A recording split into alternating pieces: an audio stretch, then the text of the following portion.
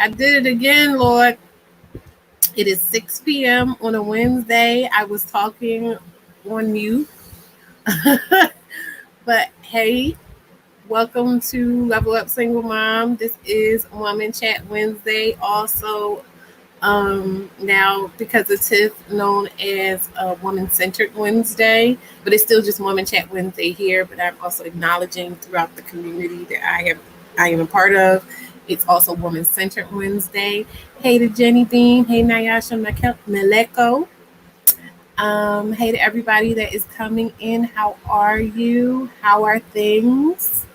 The weeks are going really fast for me. Like every time, I think I said this before, like I will get finished alive and I'm like, all right, done for the week. I got a whole week ahead of me. And then it's like I blink and it's Wednesday again. And even though I love doing the lives, it's like I was watching something. What the heck is this? Oh, deodorant. Um, I was watching something that was talking about being a chaotic creative or something like that, where you just don't do well with structure. I don't know, it's like boring or you just don't work as well as you do when you're just kind of going with inspiration and stuff like that. And I realized like that's how I am. I was always something bad about it. But that being said, I kind of just will let inspiration hit me in order to figure out the topics for these lives and things like that. So um, I forgot what my point was.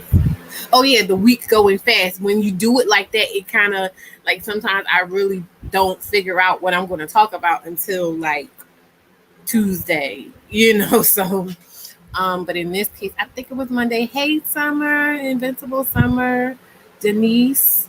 Is that Denise or is it supposed to be D Nice? I don't know. My middle name's Denise, so.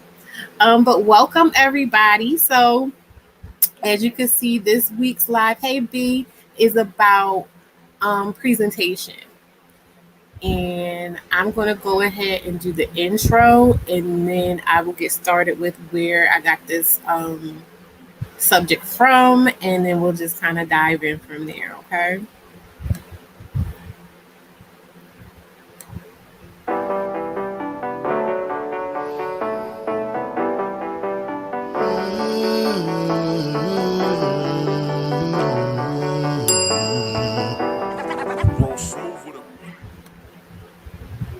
Hey everybody, Nicole Jones, Kenny, AJM, Yazzie Fruitcakes, welcome. So today, this week's Woman Center wins. Oh, also disclaimer. Well, not more of a disclaimer, but context. So this is Woman Centered Wednesday as a part of our group that we chat in the Discord and everything like that. Hey Tiff, but as I was like kind of going through the thoughts in my mind for this subject, I realized there are a lot of things that may come off like it is male centered or focused on relationships. I am going to explain where I got the idea from, but please note that everything on this channel, first of all, above all else, I am not a dating coach. I am a just leave them coach. You know what I mean? Like that is my go-to when stuff ain't right. Well, that's not really fair. It depends. I am situational, but I don't tout myself as a person that can help you get or keep a man. I'm more so about, are you being fair? Are you being, true to yourself? Are you being honest with yourself? I come from that angle. Hey, True Mystique.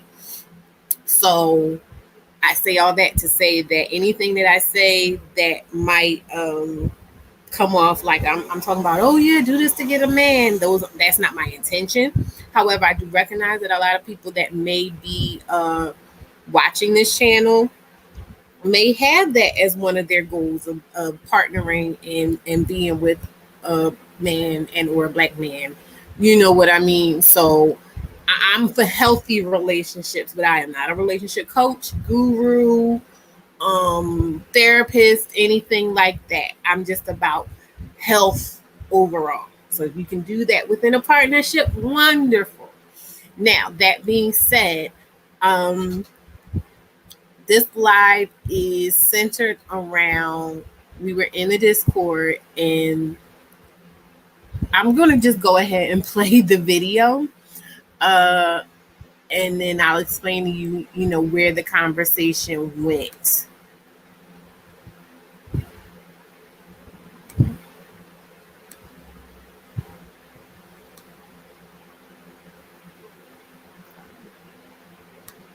I want it to be big.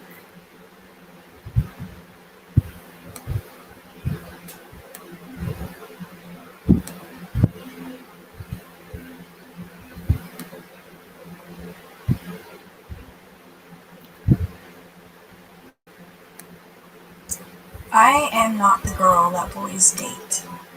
I am the girl that is pretty enough to sleep with, but not pretty enough to brag about to his friends. I am the girl that he will cuddle with on the weekends and then not message throughout the week. I'm the girl who is fun to go out and dance with and have a drink with, but not take to breakfast the next day. I am the girl that will show him that he can be loved and deserves to. I am not the girl that boys date. I am the placeholder until they find somebody better.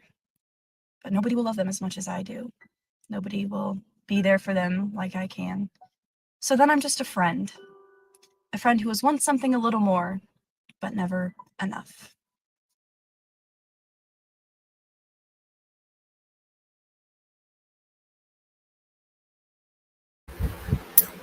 Okay, so thank you, Prince Petty. Um, yeah, that was really sad. It was really sad, and we were watching it, like I said, in the Discord. And I want to go to. I didn't do. Radicals talk. We need to talk about why we fail at design. I'm gonna watch you later, DM. Now, I spent 8 Hold on. It was just on automatically playing. We were in the Discord talking about that video, like we all had watched it, and someone said, as a woman who dates women, and I know this is stereotyping, but from the posts on Instagram I've seen, I wouldn't take her as a serious dating option either. That's me being honest. Am I wrong for that? Is that the toxic male culture creeping into me, looking for honest feedback because I'm conflicted?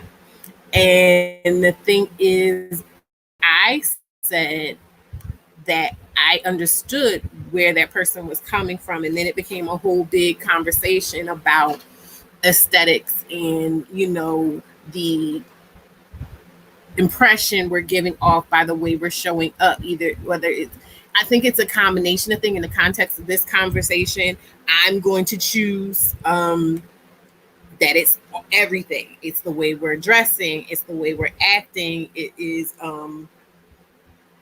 the way we are presenting ourselves in our social media. Because the thing about social media is too, that was the main thing that the person was saying, that like her social media was giving off a certain vibe. Now I didn't go to her social media and I didn't want to like put her social media on here, because this isn't so much just about her as it is for me, as everything is about my objective observations of the way that women, and specifically single mothers, because this is a channel pitted towards black single mothers, but how we are categorized and thusly treated within the I'm going to use a lot of, spoiler alert and disclaimer, I'm going to be using a lot of manosphere terminology. I'm going to be referencing a lot of manosphere ideology. I know this is Woman Centered Wednesday, so I want to again emphasize that the conversation is centered on women, because I'm all about bringing clarity to confusion, and I'm all about giving people actionable information, if not, strategy. And I feel that this is important. because this is something I went back and I was watching the live from last week or maybe the week before, I don't know, but I was talking about how we're always inundated with so much sensory information, and as women being so intuitive, that it can be overwhelming to where we can't really put it to use.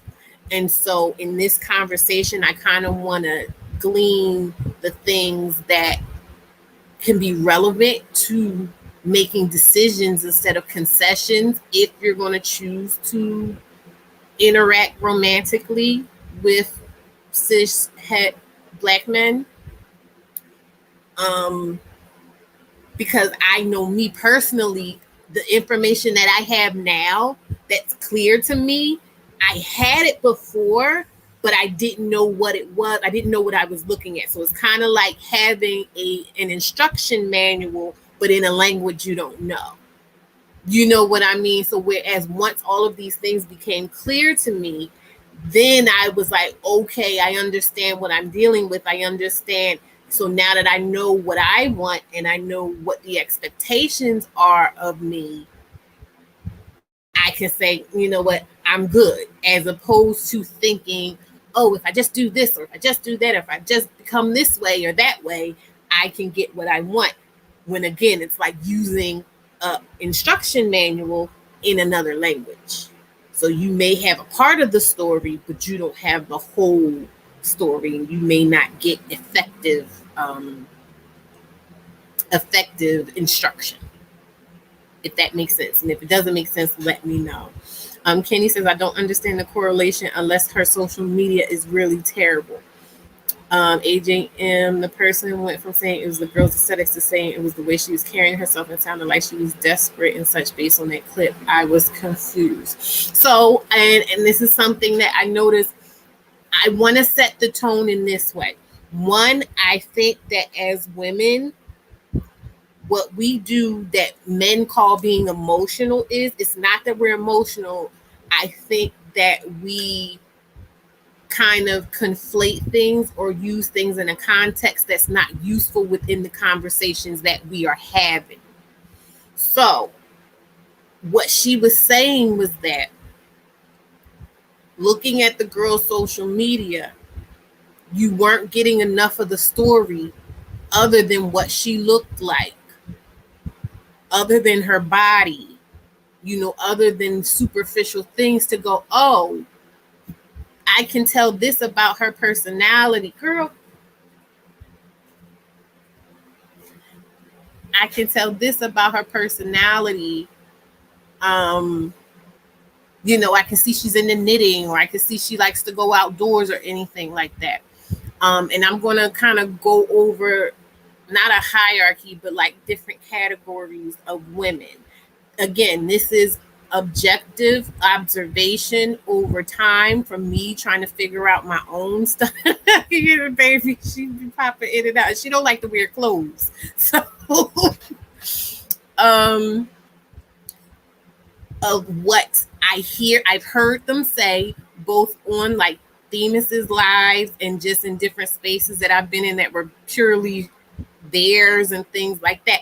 These are places, unrelated places, where I've heard the same types of things. But also what I notice is when the women start talking, we be caught up on so many things that while they may be valid, while they may be true, they're not really relevant to the conversation that's being had. For instance, like whenever men are doing insert some fuck shit here, it goes to, oh, what about what your mom would say? Would you say that to your mom? Would you say that to your sister? And like, for whatever reason, women cannot seem to, women are something completely different in the mind of a man than a fuckable woman. You get what I'm saying? Like, if they can, mentally and emotionally comfortably pursue you sexually, you're a different animal than, and I'm saying animal, you're not an animal, but you get what I'm like, you're something different than a sister, a mother, or something like that. You get what I'm saying? So whereas if you're their family, you're a part of their tribe. Maybe not though, some of these dudes are a little wild, but I'm just saying, maybe not, but they're not going to view you and thus would treat you the same as they would someone who they look at as, oh, you belong to me in the capacity of family. So I would never even be thinking about having sex with you. So my thought process about how I deal with you is going to be different.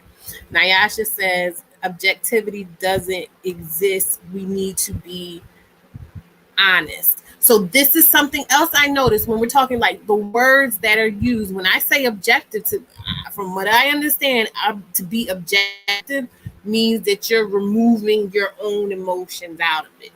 You are just looking, nothing more honest than that. You get where I'm coming? Like there's nothing, and just look and find the things that connect and and figure it out from there. So I'm not sure what meaning of, and I'm not correcting you or anything. I'm saying my understanding of objectivity is that you're just looking at information sans emotion, right?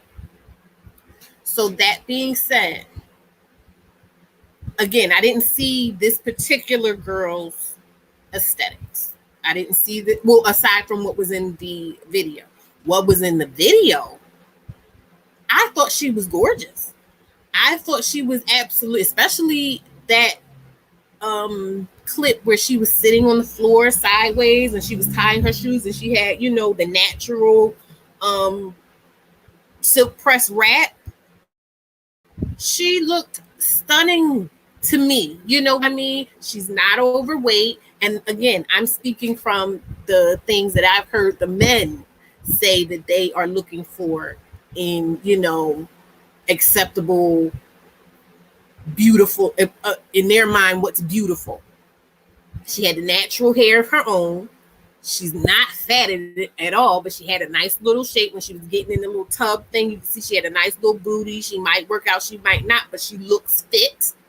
She had nice skin. She didn't have a lot of blemishes. She didn't look to be wearing a whole bunch of makeup. She is phenotypically black. So that may count against her, because we know they love, what was it? I was watching Blackish and he was talking about that beige rage, of just liking that ambiguous look or that multicultural look or whatever. So she is unmistakably a black woman.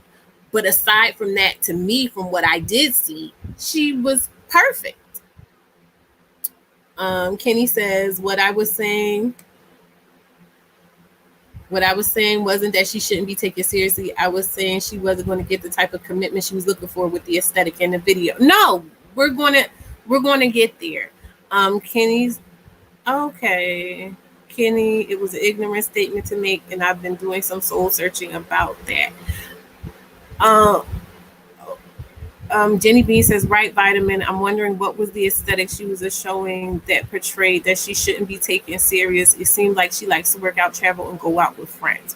Well, I'm going to give you my opinion first, and then I'm going to explain my logic behind it. And again, somebody said something about objective is not right. I always say when we're talking about logic, because men love to put that up, men are logical and women are emotional. It's not that women aren't logical. Women have a logic based on a different objective. So when we're having conversations about who's getting picked as far as the women, we have to take into account the objective of the men is that the objective of the men is markedly different than the objective of the women. I don't know how many places I've heard from different people, again, unrelated places, different time, different years, different situations going on, that men aren't necessarily looking with the eye of, I'm trying to find my wife. Men are looking with the eye of, first and foremost, am I attracted to this woman? Then from there, consistent pattern that I see when I hear men talking about how they choose the women they do whatever with. So first and foremost, they want to, it's would I have sex with her? That's the first thing they're looking for. With women, in our conversation, yes, we know that it's important that a man be physically attractive. But then there are those of us that say, I'm attracted to personality or whatever like that. You know, we have all different types of things that I hear that women will say what attracts them to a man. But when men speak, and I challenge you to pay attention from here on out and just kind of make a mental note. When men speak, the first thing they say is a physical attraction. And more likely than not, in the context of would they have sex with that woman?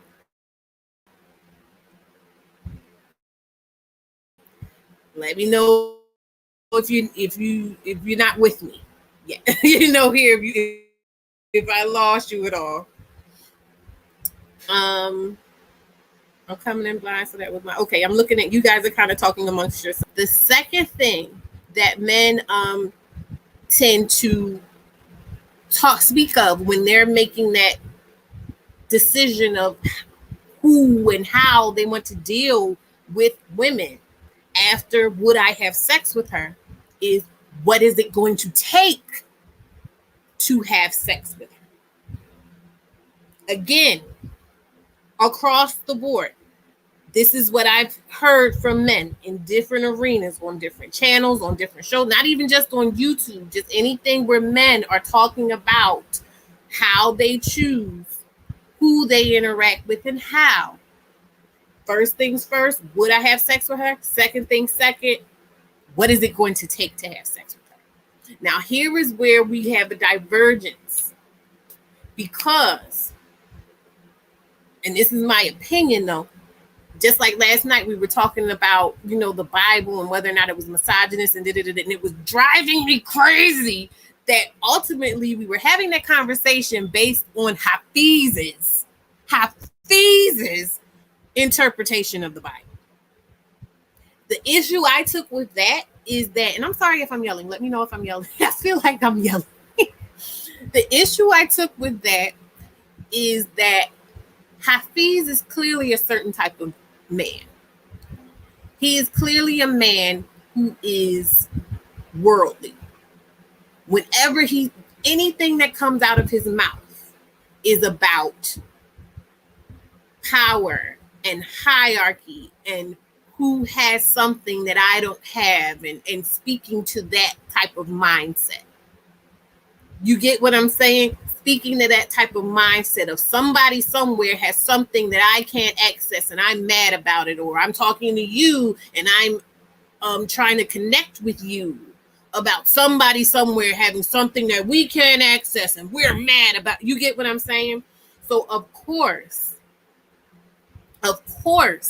his interpretation of the Bible is going to be about hierarchies and powerful men having things that regular average men couldn't have, and aspiring to that and making an idol out of that. And you get what I'm saying? It's going to be skewed in a certain way.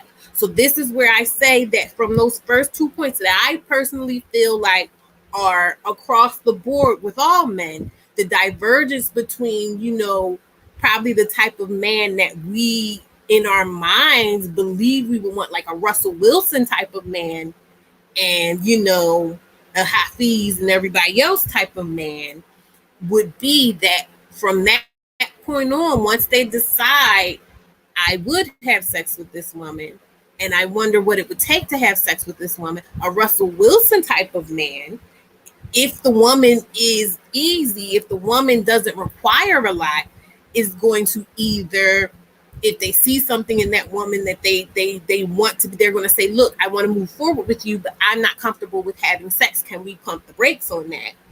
Or they're going to go, you know what, this woman is not where I'm at, so I'm going to move on. Where those other men come in at is from there, they're going to go, oh, great, I can get the sex that I'm already interested in getting, and I don't have to do too much.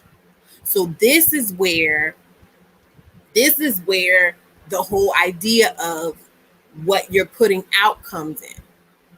Now, when it comes to that particular girl and what she was saying, in that same scenario, let's move out of the male perspective and into the woman's perspective. The woman's perspective, she has choices there too. And this is where her mindset is a little, because if you're in that situation, like I said, and this man has approached you because, or however y'all got involved, you're there, you're here, he's here, and he knows he would have sex with you, and he's trying to figure out what it would take to have sex with you. And so now, for whatever reason, whether it was something that he made up in his mind, some way that he assessed you, he may have been right, he may have been wrong, but he's trying to have sex with you. What you do, there can be a divergence here. You get what I'm saying? And it doesn't matter. Now, in my experience, you see, I am a fat, unambiguously black, cool, regular, degular, schmegular black girl from the hood. And I have children. And I have multiple children by multiple fathers. My experience has been that when I'm engaging with these people prior to this knowledge, I would move forward with them, whether it was just dating or whatever, whether it was making out a little bit, whether it was full-blown sex. But I would move forward of the mindset of, we're looking at this the same. I like this person. He likes me. We may not know where this is going, but we're both open to, because men will say, oh, I'm open to whatever. But they say that knowing that if you're not the type of woman that is mindful to watch certain things, that you will assume, because they're saying, oh yeah, we're just figuring it out, it's cool, whatever, but there's nothing here to fear, there's nothing here to assess further, that they will have that sex with you, but they already know. Or even once you've made the decision to have the sex with them, they then assess and say, okay, you're this type of woman. So either they've already assessed in their own mind how easy or not it is to have sex with you, and then you either play into that or you subvert from that. And then you go into the next phase of their thought process or screening process. Anybody that doesn't understand, yes, Denise, it is a game. Thank you. It is a game. It is always a game. It is always a game for them. We are living life. We are having experiences. We are just trying things. And you get what I'm saying? And that's how we get caught up when I was talking about before in one of the previous lives about, how we wind up having all this stuff that we didn't know we were going to contend with, because we thought we were just living life and having an experience. And really, we were in a game we didn't know we were playing, and we've already lost big. You get what I'm saying? So then when we subvert from that role that we've been assigned by them because we lost, that's when we get that pushback of, no, you don't get to expect this. You don't get to demand that. You don't get to, you lost.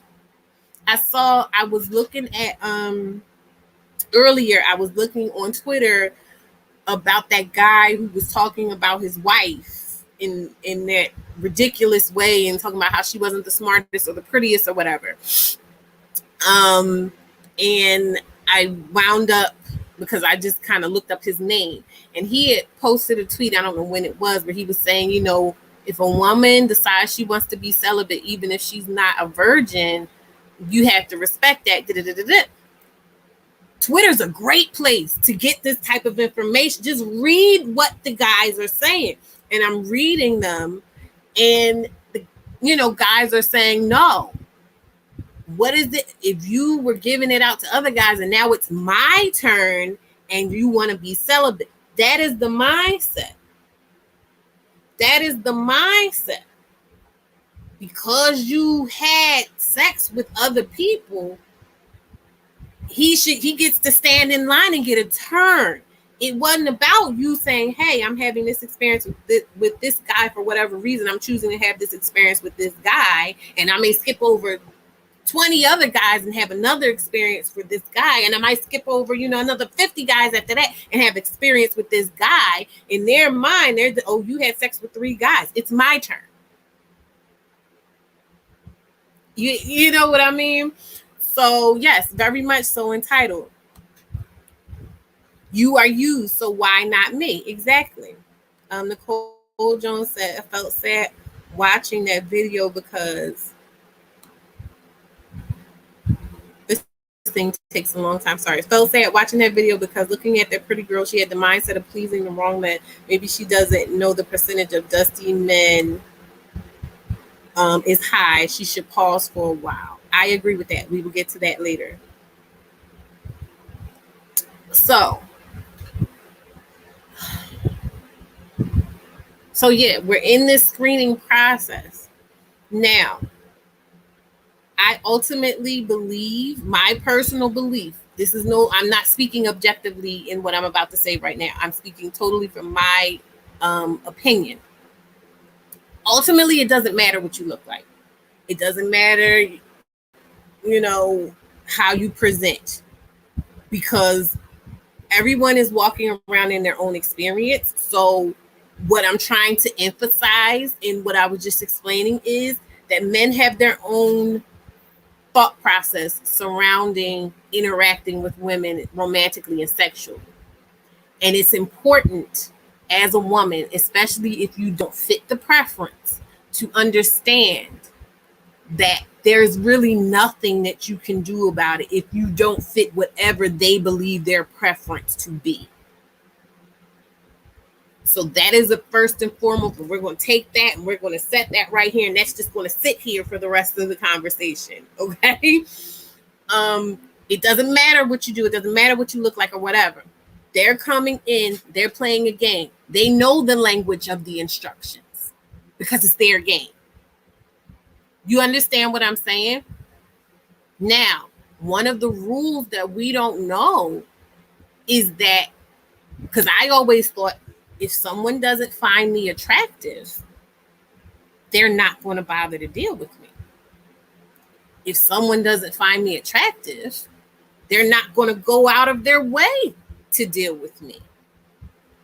If a man doesn't find me attractive, he'll just walk past me like I don't exist. That was my mindset. What I learned through, like I said, pursuing this education, without even realizing it, was that, like I said, that second thing is, how easy is it to have sex with you? So when you listen to Hafiz talking about why he's so upset about things and he can't have, before it was, I can't get a wife, and I used to be able to get a wife with just having a job. I would have been able to just get a wife if it was the 50s. And then he got a wife, and then it changed to, if I have a lot of money, I should be able to have multiple wives. That's the way it used to be in the biblical time. You get what I'm saying? So when we're talking about these type of guys that want to have multiple women for whatever reason, and they want to win this game, and that is the objective. So again, I said logic is subjective to your objective. If their objective is to win, and if winning for them looks like having a lot of women, are they going to want to take a lot of time to cultivate relationships to acquire women or sex or whatever? No, they're not. So, okay, let's take a step back. Now we're talking about this particular girl. We're talking about aesthetics and what women look like and how that plays into the types of men that they both attract. Well, mainly what they attract, because like I said, what you attract and what you entertain is two different things. So when the person in the chat that was talking about those aesthetics, I understood what she was saying, because she's saying that, hey, all I can tell about this girl is that she has sex appeal. All I can tell about this girl is that she likes to have a good time. She likes to party. Does that speak? What would, a Russell Wilson looking at that be able to glean about, I'm trying to build a family? What would a Russell Wilson be able to glean from that information that they could really put to use in their goal of building a family and a legacy and strong familial bonds? They just know that the person is beautiful. But if they're Russell Wilson, there's a lot of beautiful women.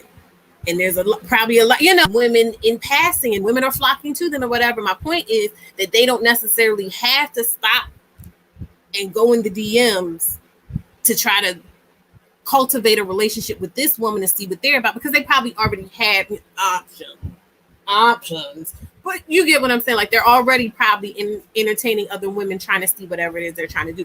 But the guys that are looking to put notches on their belt, the guys that aren't looking for your personality, that aren't looking to build with you, that aren't looking, to want to dig deeper and figure out who you are as a person, are going to see, oh, she likes to party. Cool. I can, I'm going to be at parties and stuff too. I can hit her up. Oh, she likes to, and again, I didn't see this girl stuff, so I don't know.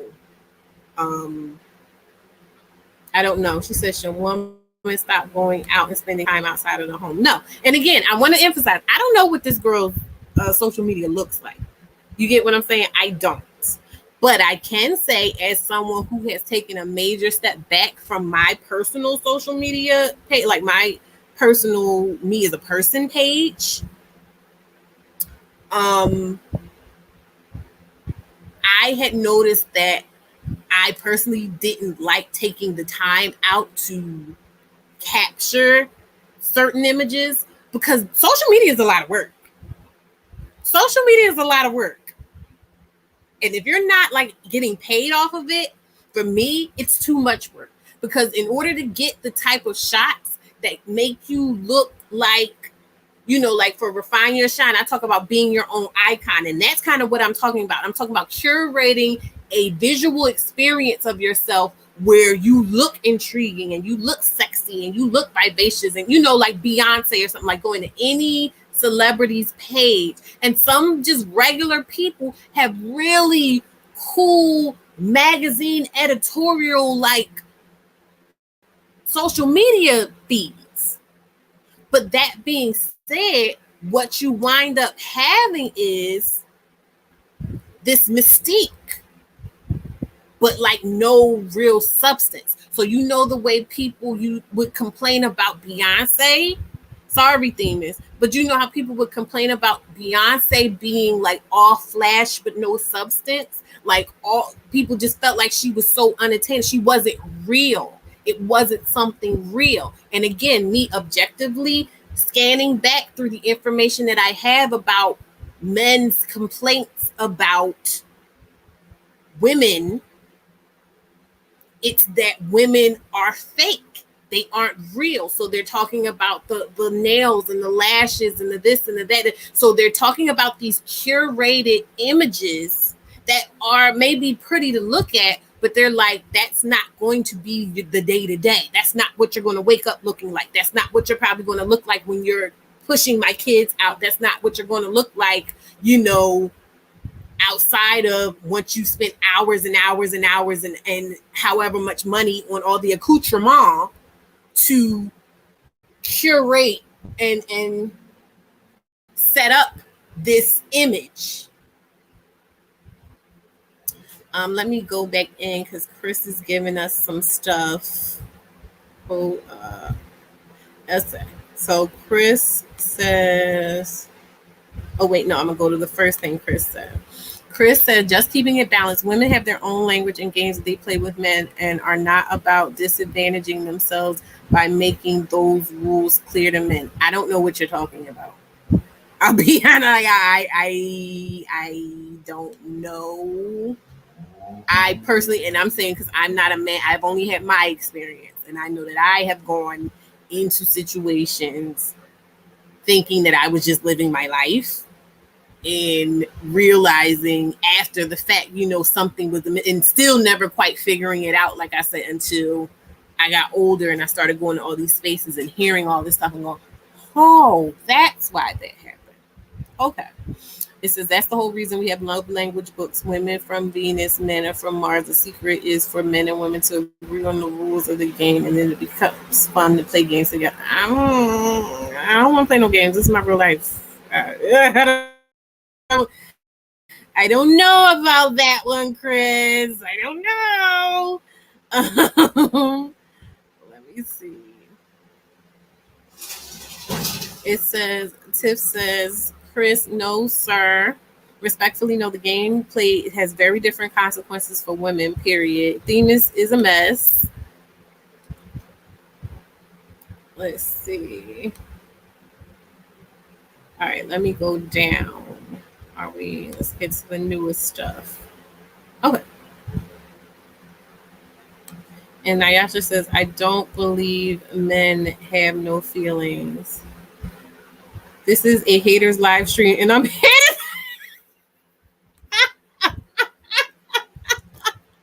I am not a hater. I actually love Beyonce. I love Beyonce. Okay. He's disrupting all of this.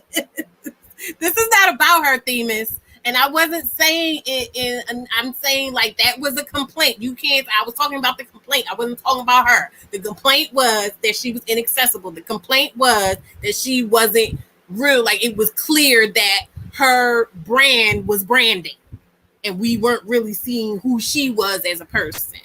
And that was off-putting to some people, okay? That's all I was saying. It says, yes, Stevens, we're team hater until Friday. Of course, we love her enough to tell. Exactly. She's getting better. She's gotten a lot better. I actually love Beyonce, and I've loved her evolution. And as I've gotten older, I'm not mad at it. I'm not mad at the privacy. I'm not mad at the, you get what I give you and you're going to pay for it. I'm not mad at that at all. So please don't misunderstand me. But we're getting off. He said everything is about Beyonce. So you are not a fan for that reason. Wow. Okay.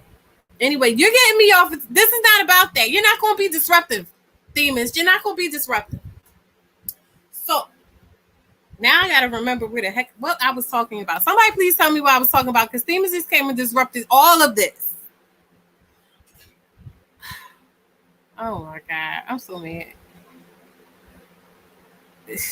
Ooh, no.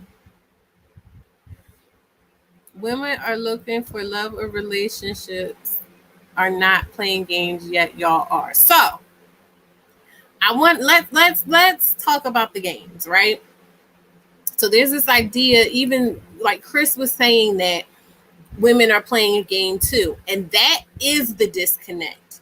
The assumption of men, just like women assume, men assume too. But the problem is that, like I said, in my experience, women are assuming we're just living. Men are assuming it's a game. Men are assuming it's something you either win or you lose. You get what I'm saying? Like a woman's like, oh man, darn it, I did it, it happened, and you can see that is clear by the commentary on social. Go to any social media in the comment section or something, and women are saying, oh, people make mistakes, and men are coming from saying, no, you fucked up, you had a baby, you lost. So it's very clear that men are playing a game, women and men assume women are playing a game, and we're not. And it has dire consequences for us as women. It has inconveniences for men because typically, what do you hear the men talking about? I can't have sex. I can't have sex. Now, some men will sit and say, oh, I'm just lonely, I have connection. But ultimately, if you dig deep enough, it's ultimately about I can't connect to the point of being able to access sex. Whereas women are like, yeah, I'm down to have sex, but I'm looking for, my full experience. I'm looking for the one that loves me. I'm looking for, this situation. I agree, Colin. Hurt and pain is not what the game of love about, neither in the intention, rules, or object of the game. Games by definition are meant to be mutually fun. But it's not fun, Chris. It hasn't been fun. And it hasn't been fun to the point where I'm just like, I'm out. Because I'm not like, I won't say I'm out. Like, sometimes most of the time I just don't think about it. I don't worry about it. I'm not, putting myself out there for dating. I'm not doing anything. I'm open to the idea of meeting someone. But as soon as I see that game mode, I'm out. I'm out because I want to be able to relax. I want to be able to relax around someone. And so when I see that trying to figure out how to get an advantage, if it's a game, like I said, then somebody has to win and somebody has to lose. And that in and of itself, that puts us at odds. What is the fun and how am I supposed to come and trust you, build with you, or whatever, if we are at odds? Does that make sense? Does that really make sense if you really sit and think about it? I don't know. The game women play, not having sex with me. Right. Like everything is just, it comes down to that. Boundaries are not a game. Protecting yourself is not, it's not a game. But I want to get back, we kind of got off from the subject when we're talking about, I was talking about social media. When you have this curated branding of yourself, people are going to go off what the brand is. If the brand is just fun, then they're just going to go for fun. And that's where you get we'll see where it goes. Now, I will say personally, part of the reason that I took a step back from social media is because I was looking at my social media feed and I was just like, I'm seeing a lot of branding of like this seductress and this, there's a lot of pictures of smoldering and stuff. And I'm like, that's actually not who I am in my day-to-day. And I believe that is what the person in the Discord was trying to say. You can't you see this one thing and it may be cold and aloof and just, you know what I mean? That's not who I am. I'm huggy, squeezy, squishy. That is who I am. Now, am I sexy and sensual? And of course, I'm every woman. Okay, but you guys see me when you're interacting with me, when I'm interacting with someone else on, whatever. I'm not the cool, smoldering girl.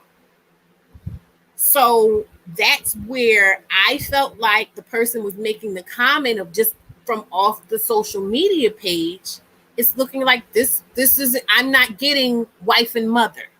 I'm not getting family values. I'm looking for a husband. I'm looking for a good time. Whatever a good time may be. Doesn't necessarily mean that she's spread eagle. Doesn't necessarily mean, But it does for me. It gives, when I would hear men talking about, oh, that's why I don't want nobody, like that guy that was on Kendra G. I think it was like 2 lives ago, and I was showing the guy that was saying he wanted to discipline kids or whatever.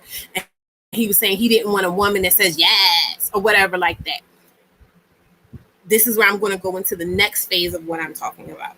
When we're talking about branding, we're talking about images. When we're talking about images are as old as time. Before there was language, there was imagery.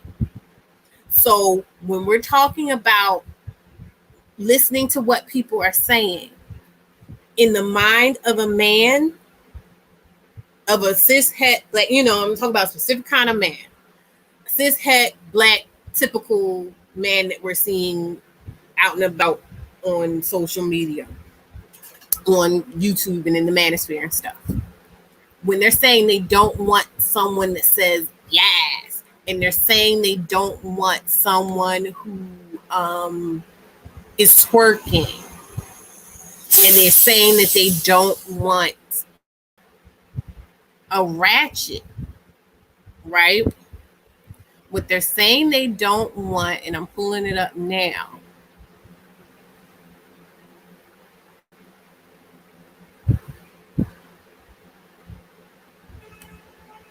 Hold on, I'm pulling it up.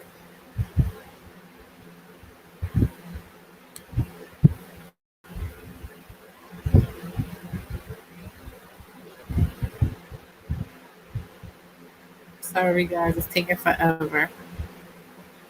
Okay, so I'm about to share this with you.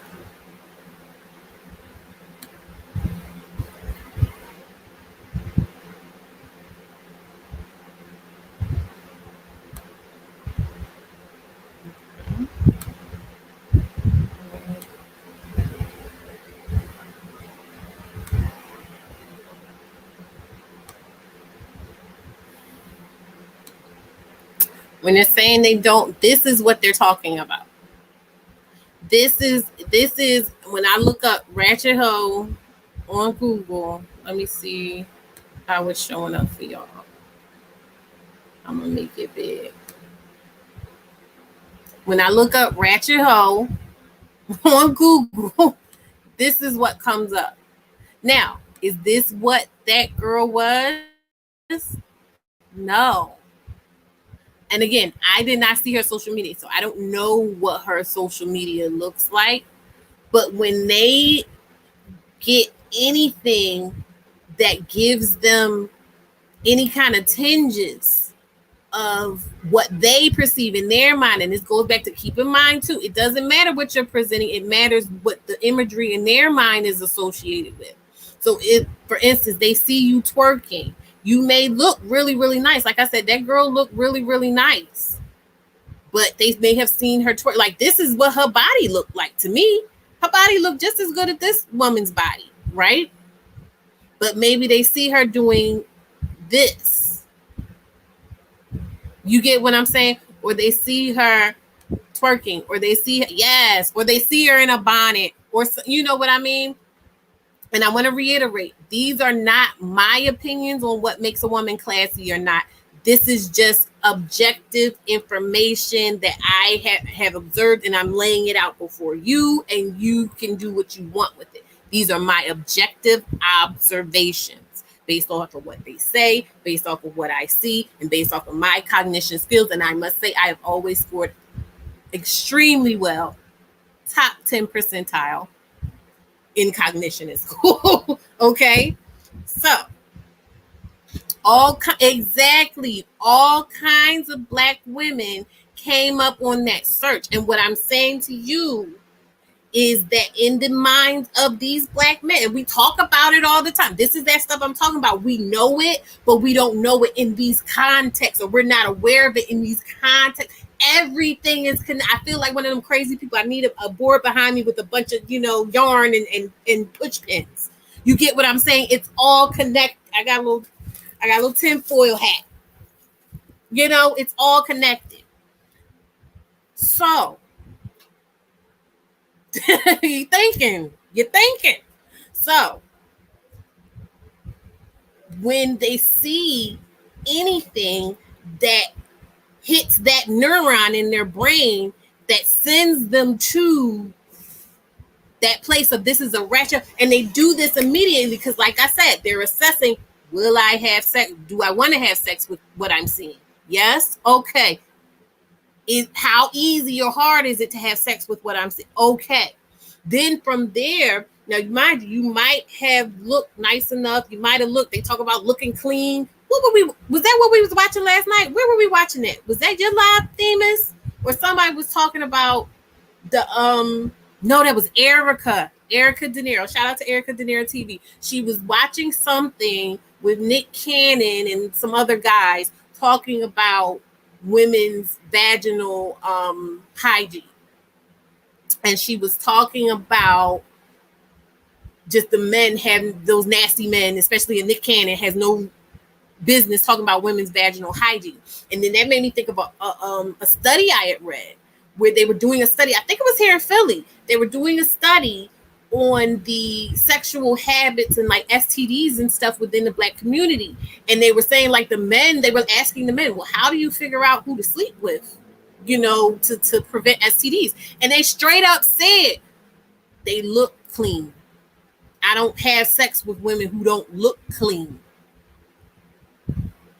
So, and again, that is not something I only heard there. I've heard that before.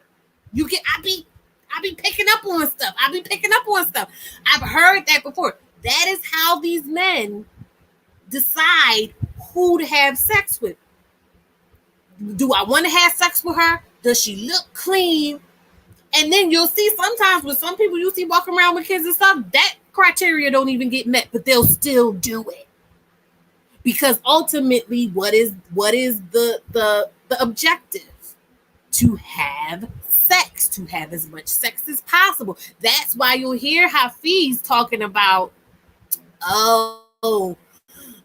beautiful women are in far and in between, and they'll hear all the men talking about women being fat and women being this and that. You know what I mean? Because they want access to a certain kind of woman. But if they don't get access to a certain kind of woman that they would prefer, they will take. That's when you'll hear them say dumb stuff like, oh, yeah, she's not for wifing, but you can have sex with her. As if she has nothing to do with the thought process of whether or not that's going to happen. Don't marry single mothers. Don't claim single mothers. Just have sex with them. As if we have no say in whether or not. But again, that goes back to the second thing. What does it take? That goes into when we were talking about the McDonald's mom scenario. According to the scenario they laid out, I'm assuming he had to get them kids some food, or at very least he just wanted to pave his way with flowers and incense and everything. You know what I mean? To make it easier for him, he knew to take care of them kids so that she wouldn't have nothing to complain about, so he could slide on it. You get what I'm saying? So now let's go back to that girl in that video. She's saying my experience. She's saying her experience. I'm saying my experience as her. So my experience is they come and they hang out with me and they want to cuddle with me on the weekends and they want to but they never give me that full experience of claiming me and showing me off. So what I'm deducing is she's, like I said, she's beautiful. She's gorgeous as far as I'm concerned. But she doesn't fit that aesthetic of, what they consider to be a showpiece. She don't have the natural baby hairs, and she's not light, and you know what I mean? She's just a phenotypically straight up Black woman. Gorgeous body though. So they see her, they would have sex with her, they would like to have sex with her. But now here's where in the second part, her mindset is, so she's probably not putting up much of a fight. She's lonely. She's lonely and she's resigned to this idea that nobody's there for her. Nobody's going to be there for her for a while. So she's not going to be discerning of someone that knows something better is coming. You know what I mean? Or it's clear that she doesn't think herself as beautiful as she is. She doesn't think herself as pretty. So they can come in And like I was saying in a previous live, they can go, oh, she has self-esteem issue. You gorgeous, ma. Looking good, ma. Yeah, look at you, melanin popping. You a queen. You get what I'm saying? Like they can hit her with the hibba deliver. And then move on, or just hang around as long as it's convenient and then move on. So that being said, though, I want to get back into these aesthetics. Prince Petty. This is Prince Petty. I think I saw the same thing. They're putting women in danger, but why don't they care about their own health? Sir, you don't care about catching anything. What I've seen in men is because, and a lot of STDs, STIs don't react in men the same as they do in women. Like our ecosystems are so delicate. We really have to, like, these are way more valuable than penises. And we need to treat them as such because they can walk around and infect so many people and never have so much as an itch with some of these things. And we be all messed up. Chris said, LOL, the dumb stuff started at you can screen STIs by looking at her physical appearance. Yeah, and that's what we're dealing with. Father Abraham is the reason they pee. Erica went in. You got to watch. I think it was one of the things from yesterday. AJN says she probably only wants a certain kind of man as well. And I want to give, because I don't want the person who originally made the comment to feel, I was with her. Like, I understood what she was saying. And she also pointed out the parallel between, you know, men screen the same way we screen. And she put a picture up of a guy who was a clear fuckboy. And like I said, all my spider senses went off, you know, from here to here. All my spider senses went off with that picture. You get what I'm saying? And when we see that and we can go, okay, I'm looking at that certain type of guy. Men do it too. And so let me go back to, you know, like I said, it doesn't have to be what you see on this page that you're seeing, that they're seeing. But if it's something that makes them think of this, if it's any, it could be like this one, aside from, oh, wait a minute, I'm clicking on it on the StreamYard thing. Good grief. So like this one in particular. Now, oh, she's pregnant. I didn't know she was pregnant, but let's say she's not pregnant, right? And let's say her background doesn't look like this. That girl, this could have been that girl. You get what I'm saying? Like this could have been that girl because same type of body type. You get what I'm saying? Like take away the pregnant belly and take away the horrible background. But I'm saying like these are the types of things. This is on the Ratchet Hoe Google page. You get what I'm saying? This type of thing. With all your girlfriends hanging out in your bikinis and stuff like that. You know what I mean?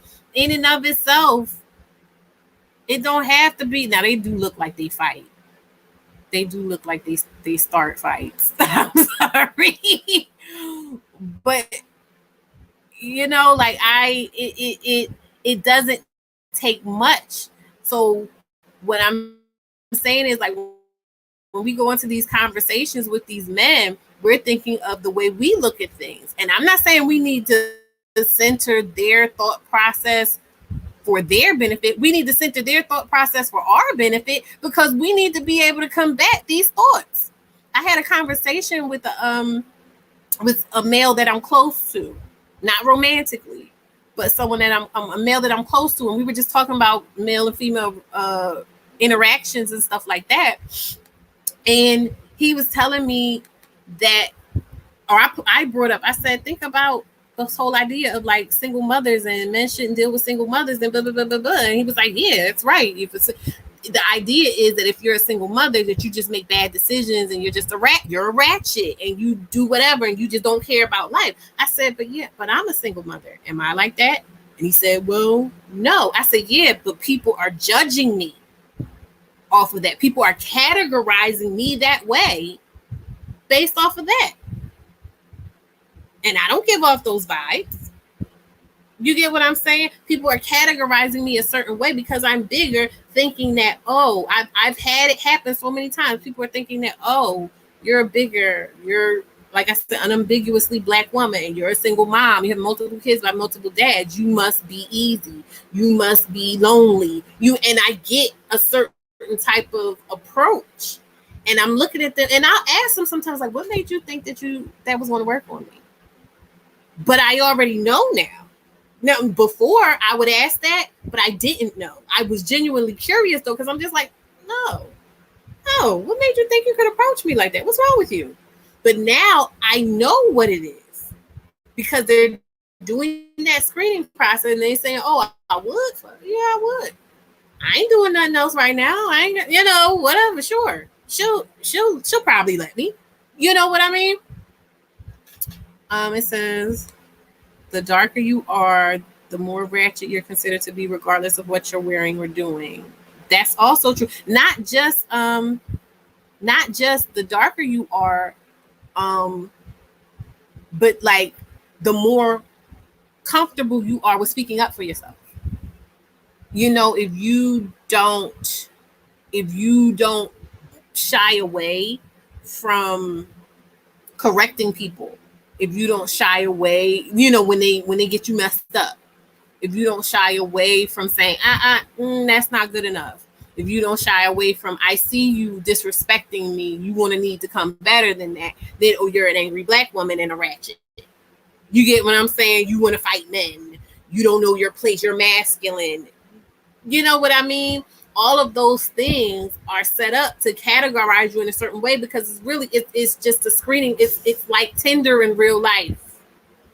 They're not looking to take a lot of time to, whereas with women, we're like, oh, I'll go out on a date with him because I want to get to know him, and I'll go out on another date with him because there's something about him, but I'm not quite sure, and I'll go out on another date with him because I think I like him, but I'm not. I know for me, like there was this guy that I worked with for, I wanna pin that at the top. Hold on, sorry. I need a moment to figure out how to pin this. That just says block user. How do I pin this? Can I pin this? Am I allowed to pin this? Maybe. I don't know. I don't know how to pin this. I was trying to figure out how to pin the I'm gonna star it. Does starring it pin it?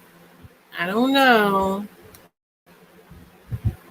Texturism, featureism, and weight also play a part. Yeah, that's what I'm saying. It all goes into, that initial thing of would I have sex with this person? And it's like whether or not they would have sex with you has nothing to do with whether or not they would marry you. Like that's a whole nother conversation, and that really doesn't even come into play. Like I'm only talking about step 1 and 2. There's other steps, like I said, because I'm not an expert on this. This is just my assessments or whatever. I got step 1 and 2 down. I don't even know when whether or not they would marry you comes into play. I haven't thought that deeply into it yet to put it together. I'll let y'all know when I figure it out. But I'm just saying, like, if you're wondering how all these supposedly ugly and disgusting women keep getting pregnant and all these men are walking around saying, oh, yeah, I should have never had a baby with her, that's because they were just trying to have sex. They legitimately, like, what's it called? Compartmentalization is strong with them. It's strong with them, okay? It says starting does not pin it. You have to go to YouTube and do it there. Oh, thank you, Prince Petty. Let me do that. Give me a second, guys. Somebody better come up. You always gotta be talking. Never want to talk to me. Want to look at me. Just want to look. Oh. Thank you, Nagash. Hello. Greeting. There you go. Hi, how are you? I'm fine. Can you hear me? Yes, I can hear you very well. Thank you. Yes, thank you for the topic. I'm not a single mother, but I'm a woman who has been played so many times by men, and yes, I completely, lost trust in men after that, you know. I understand that. I feel the same way. Yes, and I think that um, I mean, people always say men can do it without feelings. I don't think so. I think this is man-made. I don't think that any human species can just walk around like that and don't care about the other person. I think that there has been something systematically happen to men, that men generally the men don't care about the other person. And I don't know why men call it a game. Maybe it is patriarchy and misogyny, that maybe it is a man's game to play. And yes, it's just that it still pains me today. But I Yeah. wanted to, It's but yes, I'm listening. you said something. I watched the earlier video of yours, and you talked about, not understanding what love means, being lied to when you are watching television. And I feel you, because me too. I'm now 27. I also was lied to what love means. I also didn't understand hierarchy, because I'm also dark skinned, you know. I'm very dark skinned in complexion. I have very nappy hair. So I didn't understand where I was on the hierarchy. So I didn't know that women like me, we end up as side chicks, get used, shitted on. I didn't understand that until you're in real life. And then you know who real men are. I have to be honest, my father was not a good example. He was mostly very violent, domestic violent. But yes, that's all I wanted to say. And thank you for the platform. Thank you so much for coming. I'm so happy and honored to have you here. I really appreciate your contributions to the conversation, and I'm glad you're finding value. Thank you. Absolutely. Okay.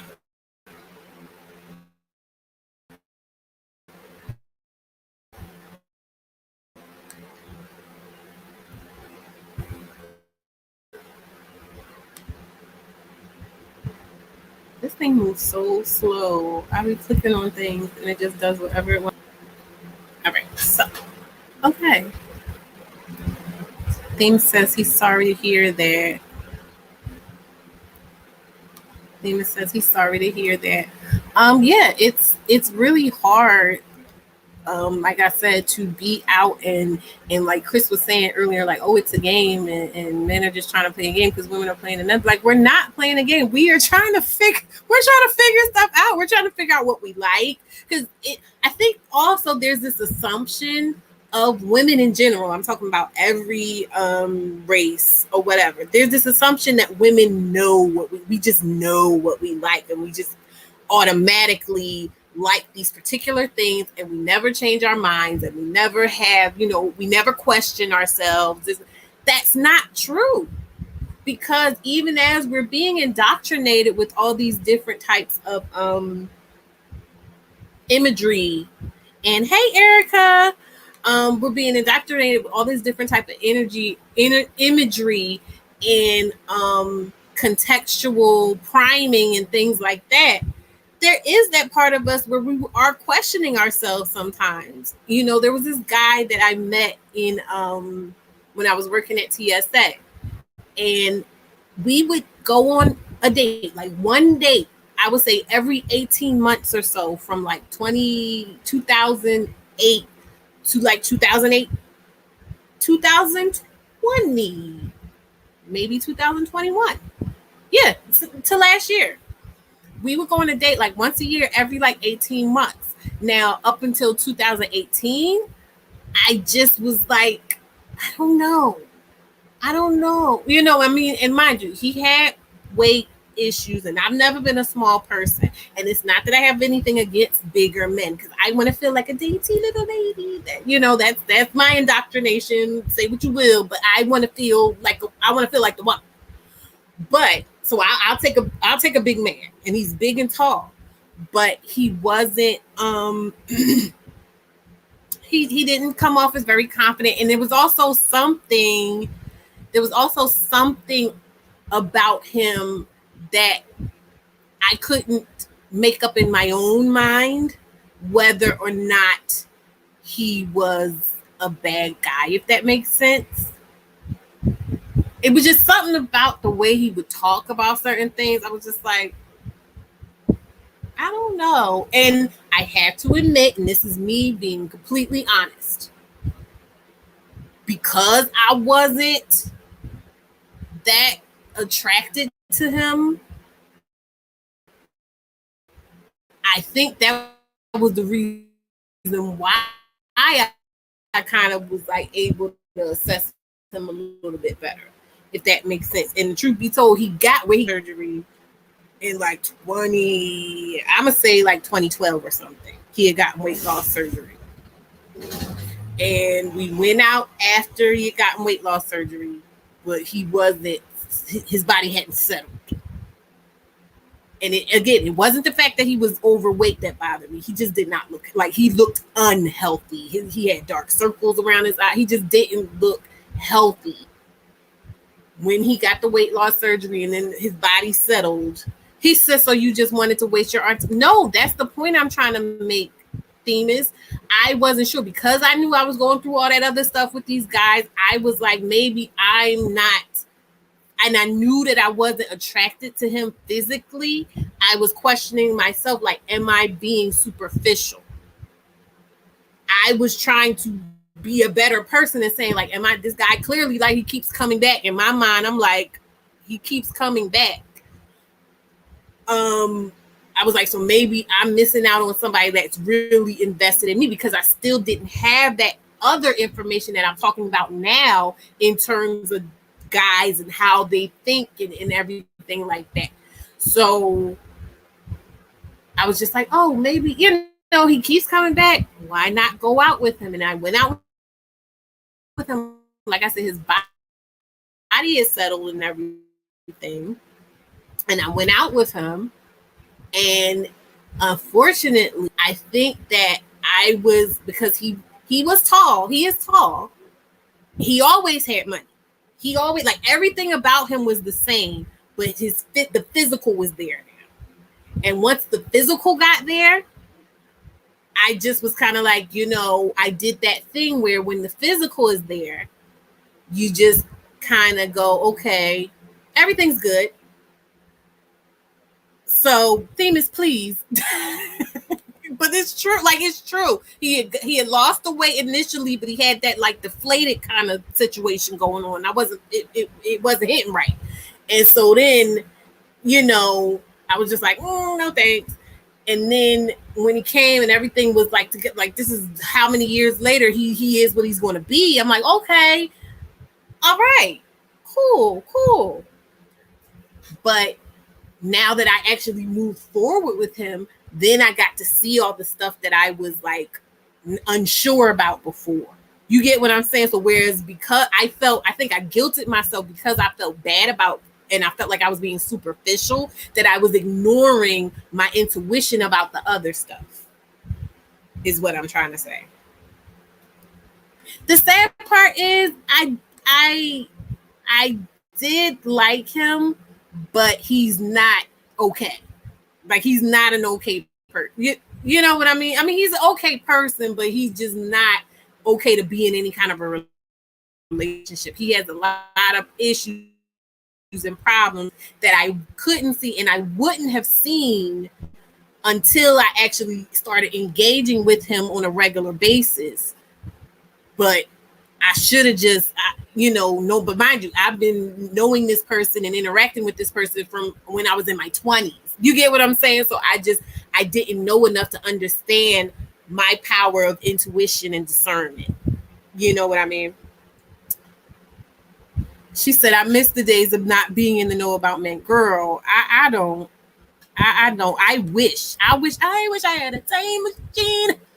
Okay? I wish I could go back and say, look here, sis, sit down. She said a date every couple of months. No, so we're not doing that. It wasn't because of him. It was because of me. Like, we would go out, and then I would just be like, and I'd be like, No, thank you. She said, if you're not attracted to someone, you're not attracted. You can't change that. I know, but like I was younger, and then by the time 2018 and stuff rolled around, I'm like, look, okay, I'm attracted now, and he's been hanging in there. Like it's funny. It's fun, but men won't do that. Like they'll have sex with you or whatever. She said, y'all making me laugh, but I don't want to. She said, I dated a man 300 pound swag on 10. I understand. Yeah, like I don't have nothing against the big man. I don't have nothing against the big man. He he just when he was bigger, he just he was how sometimes people that self-actualization, and he was a good change for him. But like I said, those other things that had been going on, even when he was bigger, that I couldn't see because I wasn't close to him, I was able to see. And then it was like, oh yeah, no. Let me see.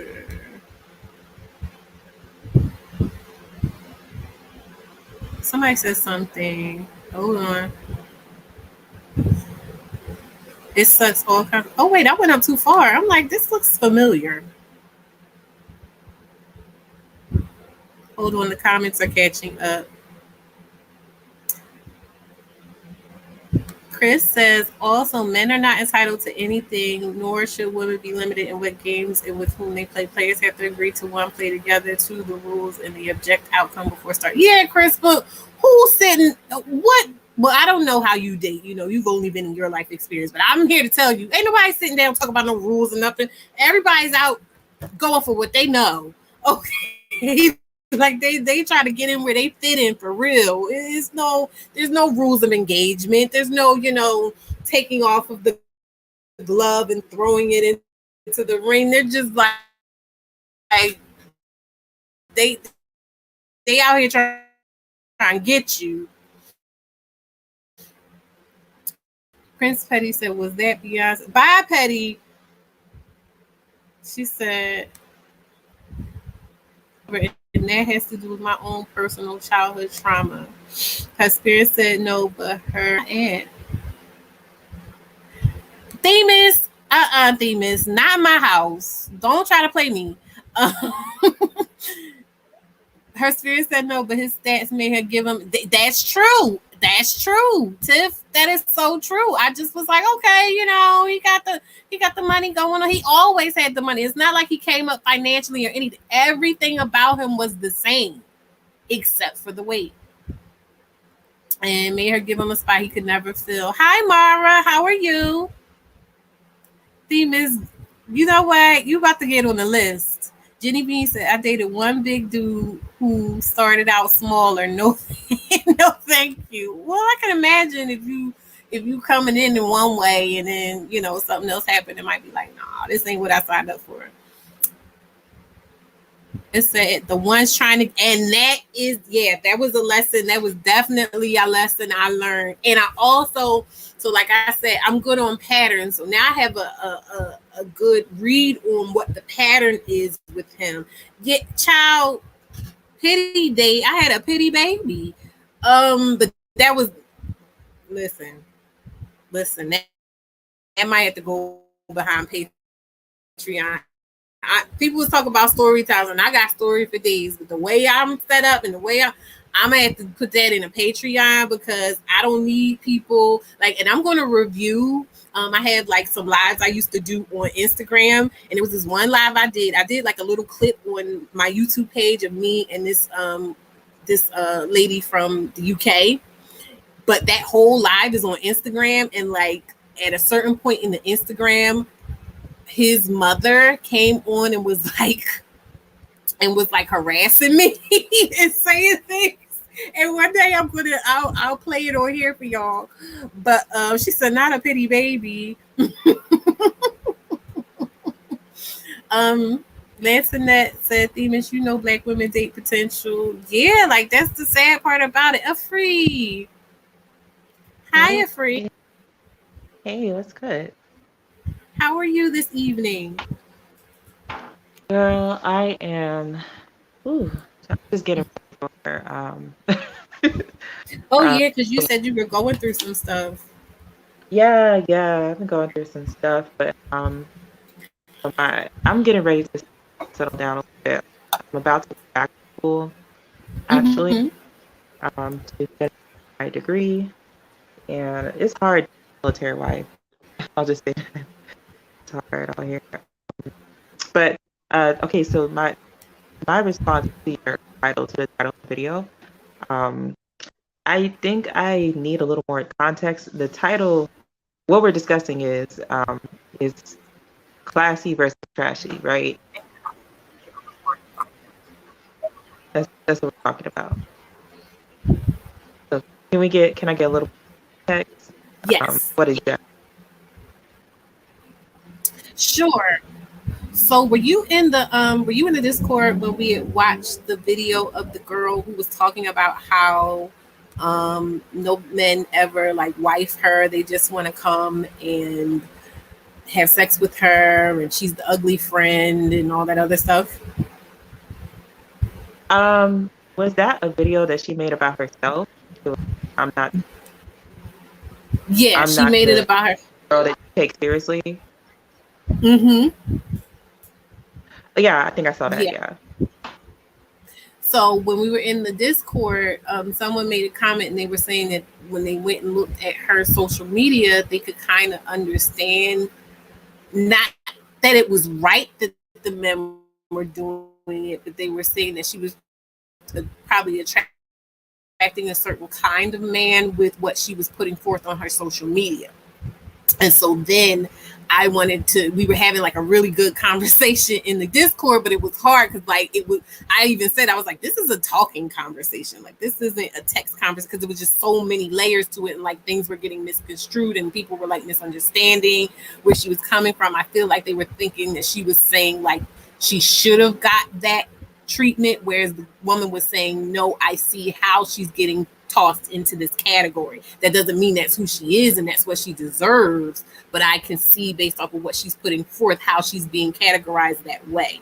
And I'm saying based off of what I know about like how men talk about what they like and how they categorize women, and based off of what she was saying, that more than likely is right, if for no other reason than because A, they're putting her in that category, and B, she's clearly in a state of mind to be susceptible to fuckboys because she doesn't think highly of herself.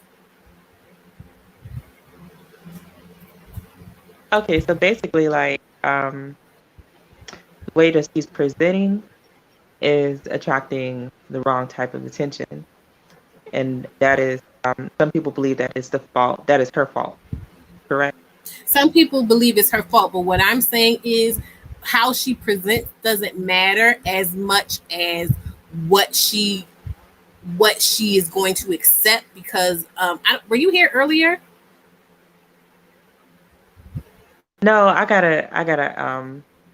work a job, and so I just got off. Okay, so I'll give you the condensed version. What I was saying, I basically broke down a lot of stuff, but I was saying that men, from what I have gleaned from the manosphere and different content and things like that over the years, not even just the manosphere, just like media, period, when men are talking about how they choose what women to do what with, and who they're attracted to, they go first off and take to have sex with you. So in her case, she is clearly attractive. I don't think no one should be trying to say she's ugly. However, based off of what, and I'm talking about black, cishet black men, she's good enough to have sex with. You know what I mean? She's not the worst thing in the world. Like you even see this guy is about to marry someone and he's talking about she's good enough. You know what I mean? So with guys, it's like, okay, she's clearly fuckable. Where the disconnect comes is, I think when they get to step two, as far as their assessment of what is it going to take to have sex with her, based off of what she's talking about, she's probably not. I'm not going to say she's easy, but she's probably easily swayed if they can make her feel beautiful. Does that make sense? Yeah, it makes perfect sense. Yeah. Uh, So what? Oh, go ahead. No, you can continue your last So thought. what I'm saying is, I think that as women, like when we go into these conversations, even when we were talking last night, when Themis was talking about Hafiz and the Bible and all that other stuff, I feel we as women get caught up in our viewpoints and stuff. We need to start paying more attention and really not internalizing, but really, like I said, objectively stepping back and looking at the information that these men are giving us in terms of the way that they think, so that we can kind of, like Chris is saying, navigate the game, because they're playing a game whether we're playing a game or not. So we need to understand that, and we need to start strategizing and accepting their truth objectively as the truth that they are using to make these decisions and how they interact with us, that we can start sidestepping. So say, for instance, in her case, if she were to understand that, okay, these guys are putting me in a category where they're not, I'm not their dream girl, okay.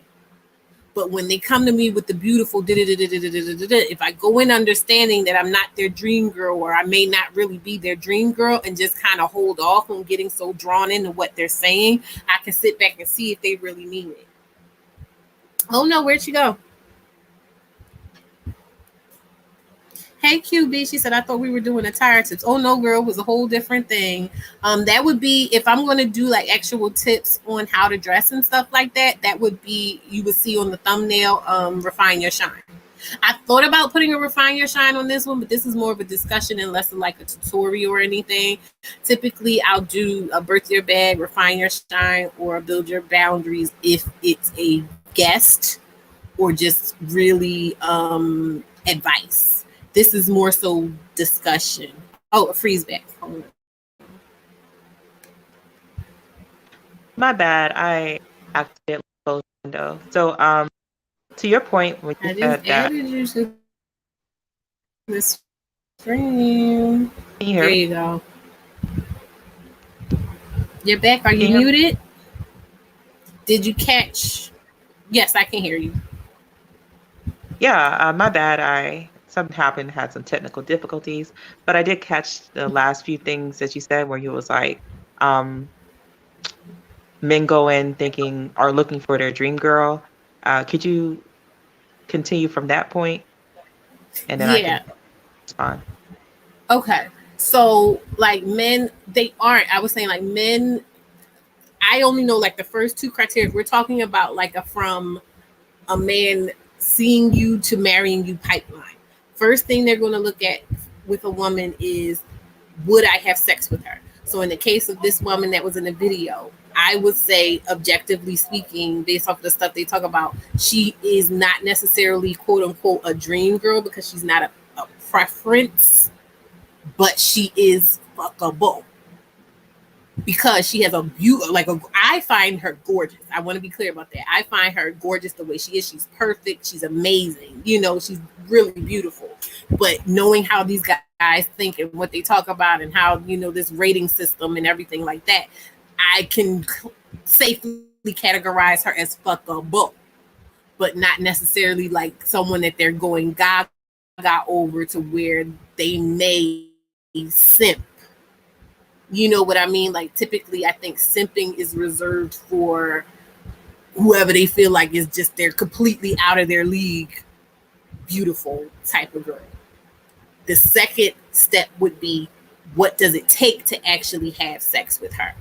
And so in her case, I don't feel like it would be as hard as it would be if she thought higher of herself. So I feel like in her case, if she were to be more discerning past a man just making her feel beautiful, she might not be having the experience she's having.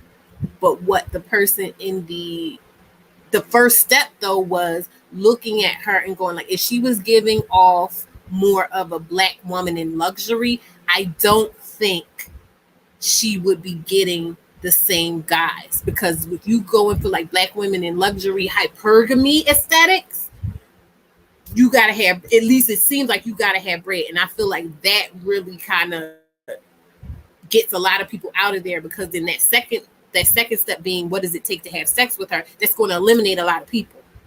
You get what I'm saying? They're going to know that they don't have it. Other people may think, oh, I can finesse it, I can pretend I have it, or be willing for the challenge. So basically, I agree. And basically, that's pretty much what I summarized in the Discord, which is like she has the right to appraise herself. And she does not have to accept the the courting from excuse my language, fuckboys that she's getting. So like, one, to your point, should we understand how men think in order to figure out where we stand with them? Yes. Even if we don't adopt that for ourselves, like we don't have to adopt that attitude. Yes. But Yes. we should at least understand how they think. And that's cool. You know, they have the right to have, hey, I feel like men have the right to have any type of preference they want. That doesn't mean that your preference, you preferring a certain type of woman over me, that doesn't devalue me in any type of way. Like I still cost the amount that I cost, despite of you having preferring oranges over apples. I'm probably more expensive than oranges. You know, it's just that you prefer oranges, and that's cool. You know, that doesn't devalue me. So like, yeah, she should not. I think she's leaving it up to the men to give her value in that sense. Like if some man is coming around and talking about, oh, you know, and refuses to wife her or make her the girlfriend or take her seriously, then the question is that on her for the most part? Is that her fault? It's not fault. I'm not speaking of it as a fault thing. I'm more so speaking of it like I always try to give actionable solutions here, right? So, like just how you said it, being able to know how men think. What the problem for us that I find that we tend to have is being able to disconnect what we believe from what they believe, you know, being able to accept what they believe without feeling like we have to adopt it. You said it perfectly. And I feel like for the women, we have like a hard time with that because we feel like if we accept that that's how they feel and that's how they think, then we also feel like we're accepting it as true or right. And those aren't the same things. And so we fight it. Yeah. So if we're able to just accept that that's how they think and then understand when we're going into these situations with that in mind, we'd be able to pick up and say, okay, I see what you're doing here. You're just gassing me up because you get what I'm saying. And I feel like because we don't do that, that's where we wind up in the space where she is purely going for that ego boost of whatever it is they saw in us, that deficit they saw in us, that they can come and offer on a platter to get what they want. I agree. And you know, that's why I kind of cringe when it's okay when a man uses a pet name for women, for the woman that he likes. Like if a man likes white women, he'll call them a snow bunny, or if he likes thick women, then she's thick or something like that. But I hate it when we use those terms because it's like, why am I using a man's pet name to refer to another woman? Do men do that to do men call, I don't know, do black men call Hispanic men saucy Paco or something? Okay, that was corny, but you know what I mean. Like Poppy. You know what I mean? Like it's kind of just like we kind of partake in our own, I think somebody said it in the chat, we devalue ourselves by adopting their take on us. Like, it doesn't matter if I'm a very dark-skinned woman, if anybody has been to my Instagram or whatever. It doesn't matter if, freaking Chris Brown, who I would never date, ever had a preference for light-skinned women. I, again, still cost the amount that I cost, and I'm still valued at the point that I'm valued. So like, it really doesn't matter if you prefer light skin, or quote unquote exoticals. I hate that word. I would, because to be honest, I'm exotical. You know what I mean? Like, I'm not trying to toot my own horn. I think like Black women here in the States, especially in the States, like we are few and in between. Like there are more other women, like white women, Hispanic women, than there are Black women. So like just in that sense of the word, we're exotic if you want to consider it that. It's just that we use their pet names for other women, and at that point, if you start using pet names for other women, then you've adopted their standard of what they believe, you know, where you should be. You've adopted what they believe where you should be. So like, yeah, that's I agree with you on that. That's my take. I think she shouldn't be worried about whether or not a man takes her seriously. She should be worried about whether she takes that man seriously. And if she don't take that man seriously, she should just move on. Yeah, but that's my take, my 2 cents.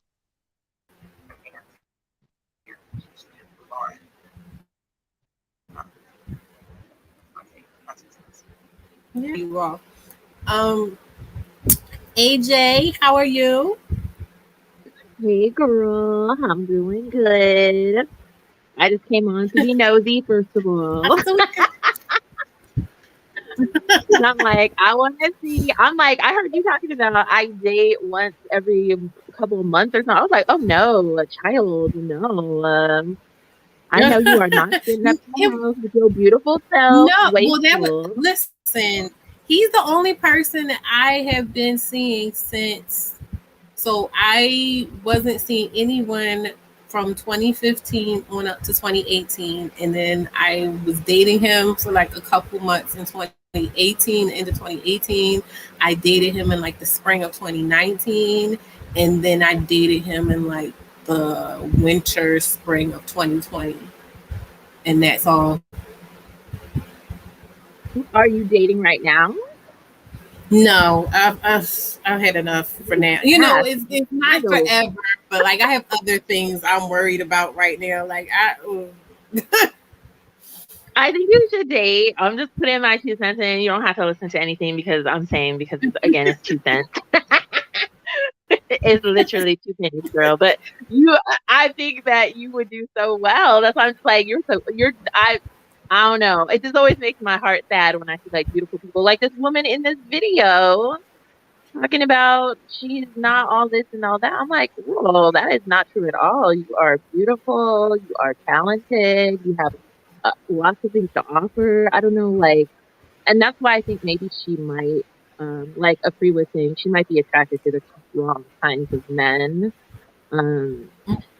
Like my sister is a perfect example of this. She really was like it's weird because she's into the kind of men that she doesn't actually want. So it's like, you know, she was dating a dude that was like a homebody and he was super nice, and she was like, nah, just not really. I want something more exciting. But I'm like, if you're trying to have a family, you need somebody who's a man who like wants to be in the house and wants to, you know, like if you're talking about having kids, then you don't need somebody who wants to be out in the streets all the time. And you know what I mean? So, well, to be fair, I didn't see anything where she was saying like she definitely wanted to get married. Like there's nothing wrong with her just wanting just a general boyfriend. But like even just from that clip and just from the description of like her social media and stuff like that. No, not even a social media. Just from that clip. The stuff she was saying, and then she had like a clip of her with one of her girlfriends, and one of her girlfriends has that preference look. You know what I mean? Like the lighter skin, the baby hair, the might could be mixed with something, maybe if not fully biracial, you know, type of look about her. And then she had this thing where it was just her by herself, but she was like above her head. When I realized I'm the ugly friend, I feel like she is living out her insecurity. So she might be like surrounding herself with preferences and then getting that confirmation bias of oh yeah, I'm the ugly friend, and all the men are flocking to her other people. So then if someone shows her any kind of attention, like I said, all they have to do is make her to fill that deficit of feeling beautiful within that group. and they're in there, you know. That's very sad. But maybe that's also another conversation that should be had about like dating without purpose. Because if you are the kind of person that doesn't want to get married, but you just want long-term companionship, that is something that's going to be more difficult for you to find. Like that's, you know what I mean? Like most people who want long-term are looking for marriage. And then the people that don't want long-term aren't you know what I mean? They're not what she would want. So maybe she needs, and also it could be this internalized like inferiority complex that she has that's making her believe that that's what she wants. Like she doesn't think she can get married, so she's like, that's not what I want. I just want a boyfriend. At least if I could just get a boyfriend, that's enough. You know? So maybe that, again, it's about just like her own, working through her own thing. Maybe she should just step away from dating and like get therapy or something. She needs to figure out what she wants, and then she needs to get clear on the fact that she deserves it regardless. Right. And then move from there. Yes. Yeah. And I am very anti-respectability politics. So I'm fine. Like I talked to Chris about this, and I was like, okay, so if I had an IG that was like popping, and where I was all like, like, you know what I mean, like goodies on display, would you have still talked to me? Like, would you have still wanted to be like with me? And he was saying that like the only way that he thinks it affects you is if your social media represents something that is like cognitive dissonance to who you are as a person, like the two things don't connect. So if he had gone on my social media and saw me like weighing out crack or something, or you know what I mean, like something where I was like, I don't know, doing crazy stuff, where then he would have been like, okay, yeah, this is maybe not somebody, right? So like the book, judging a book by its cover, it's like you do judge. Well, the thing is too, I'm a big believer in using your appearance to embody whatever it is you want to convey. Like I call it, I'll say like a focus word, right? And I know like all of maybe like 2021, my focus word was elegance. And then by the time like the end of 2021 came in 2022, I start like, it was just a word that I was just not focusing on every day, but it was just like, elegance is what I'm going for, right? By the time like 2022 came around, I had all these different people, different places, different times for no reason at all, just telling me, oh, you just look so amazing. You look amazing. You look really put together. And I was just throwing things on. You know what I mean? So just being able to just kind of figure out, okay, what is it that I'm trying to convey? So it may be that there is in her mind, because it is all about the energy wheelman, right? So there's something in her mind that she believes she is not, that she believes she would have to be in order to have that experience she's looking for and not getting. So if she were to just, like you said, take a step back and chill out and figure out where incongruency is and get that aligned, she may not have to change anything, or it may just be something that just naturally kind of goes away or comes in or whatever, and she'll be embodying it and experiencing it. Right. Yeah, because maybe that's part of the problem too, is like we are because I don't believe respectability politics works, because like with that Google search, it pulled up all kinds of black women that, you know, are just, you know, there was a woman that was just a workout person, like, you know what I mean? Somebody working out, like there was a pregnant mom, like there wasn't any sort of, so it doesn't matter what you look like, and you would end up under the ratchet hoe, like title. Do you know what I mean?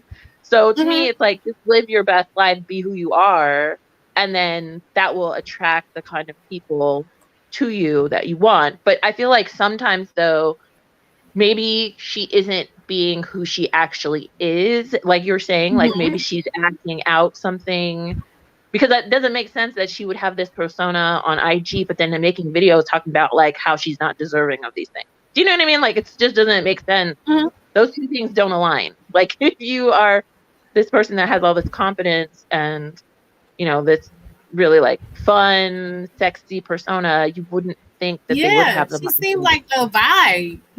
Right. Yeah. I was like, I do not understand why they don't think so. Yeah.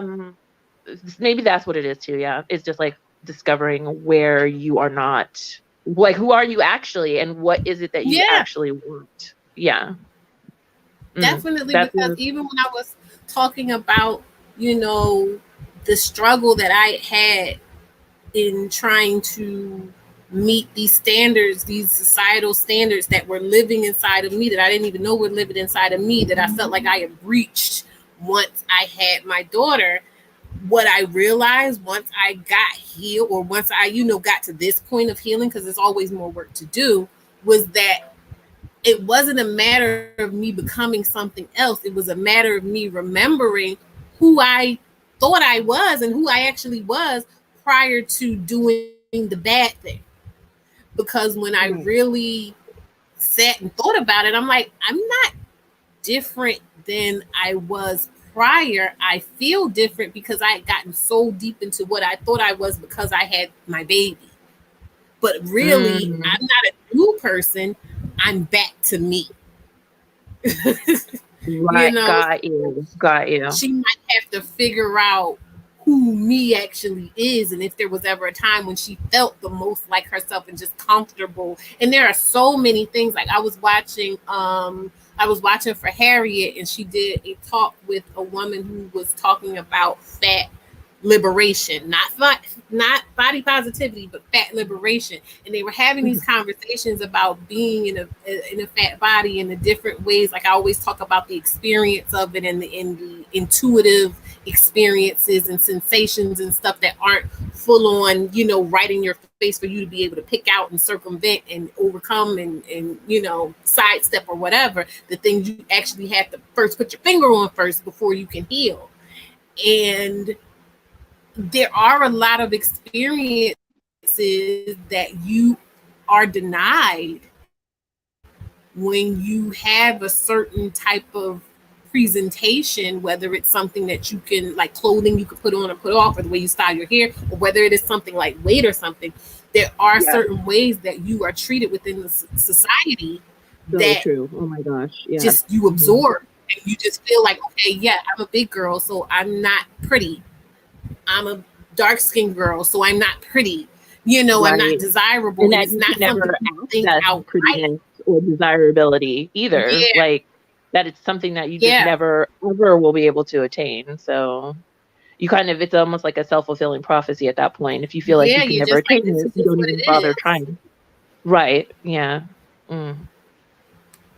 Yeah. So I when it comes to this idea of, are you marriageable just off of your aesthetics and stuff like that, ultimately, if it wasn't clear based on the conversation, my stance is know how these men think so that you're not driving yourself crazy with the way they're acting, because they act the way they think. The problem is that we tend not to know how they think.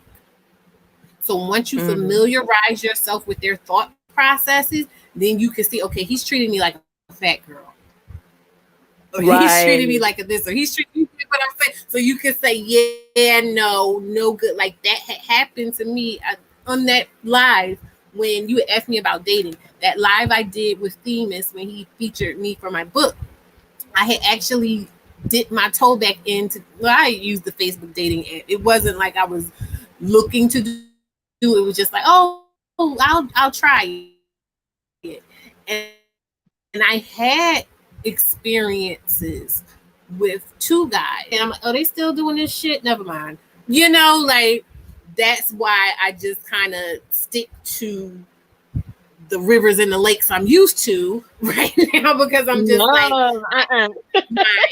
you did not the things that I would have to go through and filter through, and I'm just like, I just don't feel like it right now. I know I'm going to have to do it at some point, But I know that even if I were to hit the gym and lose all the weight I think I would need to lose to be, I still would have to go through it. So it's not a thing where I'm like, oh, I'm too fat to date, I'm not going to get the results I want. I'm not in the mindset right now. I have so many other things on my mind to deal with the bullshit. If that makes sense. It does. But I also think, though, that if you are somebody that does value companionship, like, I get it. I get being tired and just being like, whatever. But there's also something to be said for just putting yourself out there and just seeing what's available. Do you know what I mean? Because just because you are actively pursuing dating doesn't mean you have to be dating. That makes any sense? Like, you could be screening people during this time. Do you know? Yeah. I had committed to reading my book. I have a book called Calling in the One. Mm-hmm. So I had committed to reading the book so that I can, because that book is about doing that energetic work I was talking about for the girl, doing that energetic work so that you're in the right frame of mind to attract the experience you actually want, as opposed to like just kind of haphazardly attracting whatever your aura is set to. So I have committed to doing that. Okay. Yes.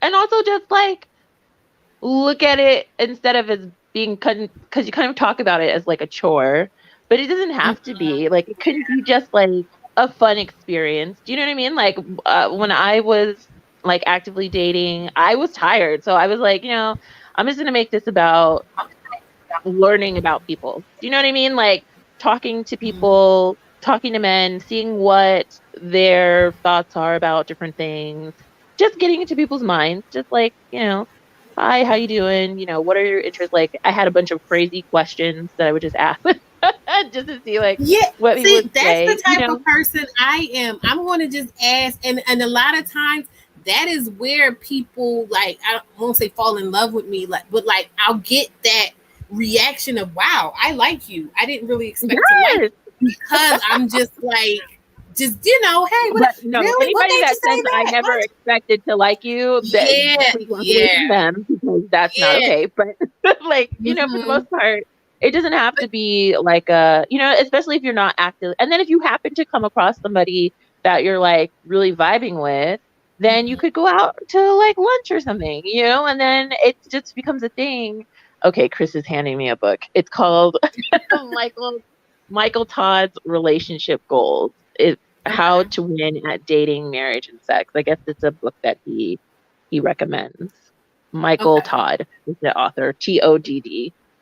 It's the last one, but yeah, he's really about like relationship books. But yeah, so I don't know. I just think that's I know, I'm like, okay.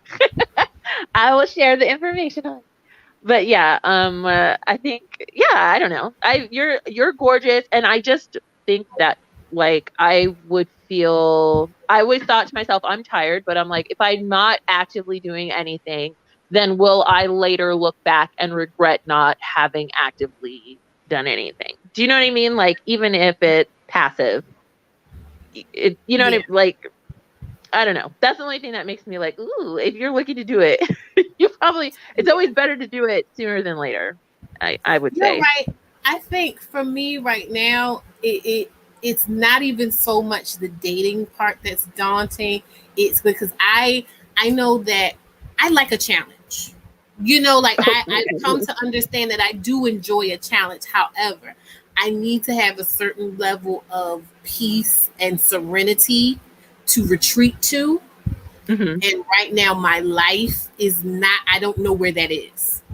Got you. There's a lot of stuff going on and shifting and changing. And so I recognize that I'm sticking to the peace that I in my solitude that I have right now, and not trying to, I want to get to that when I have a bit more stability in my regular every time life, because when that gets a little wonky, I want to be able to know that I have somewhere to decompress. I feel you on that. Yes. Yeah, that totally makes sense.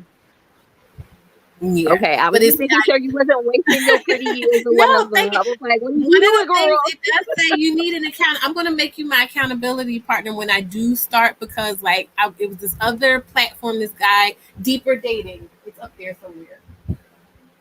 Deeper Dating is up there somewhere, but it was a book. It was called Deeper Dating. I never got around, like, for whatever reason, and I would go and watch his lives and everything. He was kind of boring to me. I feel bad because he seems like a really nice guy, but I couldn't get into it. But the lady that Oh, wrote, those are the worst. Yeah. the lady that Boring lives. wrote Calling in the One, she was just fascinating to me, and I was like absorbing so much of her content of like interviews with her and stuff like that. And I can't think. Hold on one second. I'm gonna get the book. Okay. Oh no! Did I lose my space? I hope not. Okay. This is Katherine Woodward Thomas. This is Calling in the One.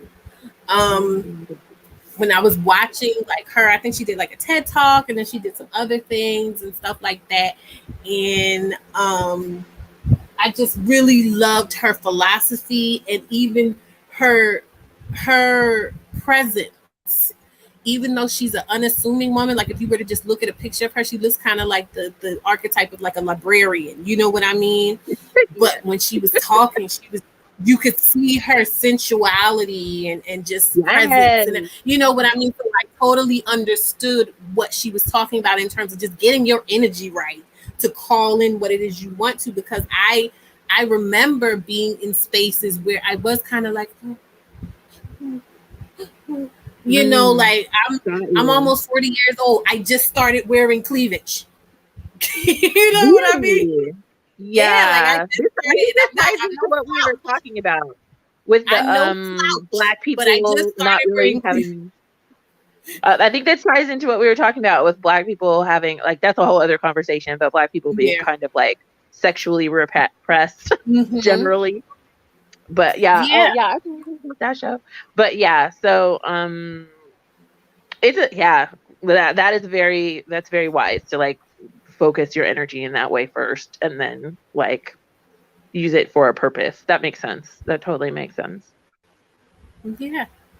But it's you know, it should be like you were saying and Chris was saying, like it shouldn't be a chore. It should be pleasant. And like I get what Chris was saying about, you know, it's supposed to be a game. Games are supposed to be fun. But I would hope that Chris understands that the way this particular game is being played, it's not being played like a fun game that everybody walks away with a happy smile on their face. It's really like a kill or be killed, like a blood sport, like a Predator type game. You know what I mean? Like I'm talking the movie Predator, you know, because I believe that was kind of a game or a challenge too, wasn't it? It was, yes, it definitely was. I think he comes in with the idea that people are dating again with purpose and they're healthy people. You know what I mean? Like he's coming from the mindset of somebody who I keep telling him, like, you don't understand, we have it real rough out here. You do not realize stuff we're going through. It's so tough.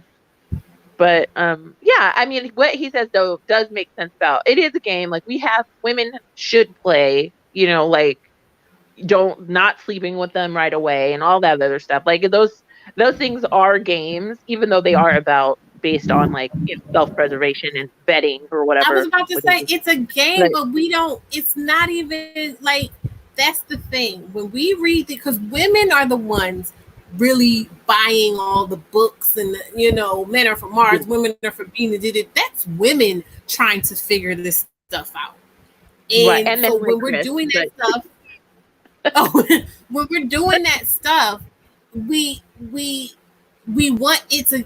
I can see how he's saying, "Oh, it's a game. It's manipulative," but ultimately, like we want to be chosen, because we're told from pretty much the moment we get into this world that our whole existence is about being chosen by a man for, you know, to be. We have to be chosen in order to be actually pretty. We have to be chosen in order to be desirable. We have to be chosen to have any value. And he'd be here listening to all the stuff that the men are saying. And even if you are consciously saying, I reject that information, you are still subconsciously internalizing it in some way, shape, or form, i.e., the stuff I went through, i.e., what the girl was talking about. You know what I mean? So even if you're like consciously rejecting it, you can't subliminally escape it.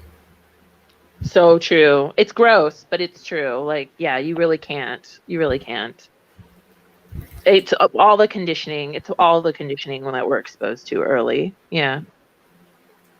It's not what I'm talking about either, Chris, but that's what it is. Okay, that is what it is. You've been in these spaces how long, and you don't know that by now?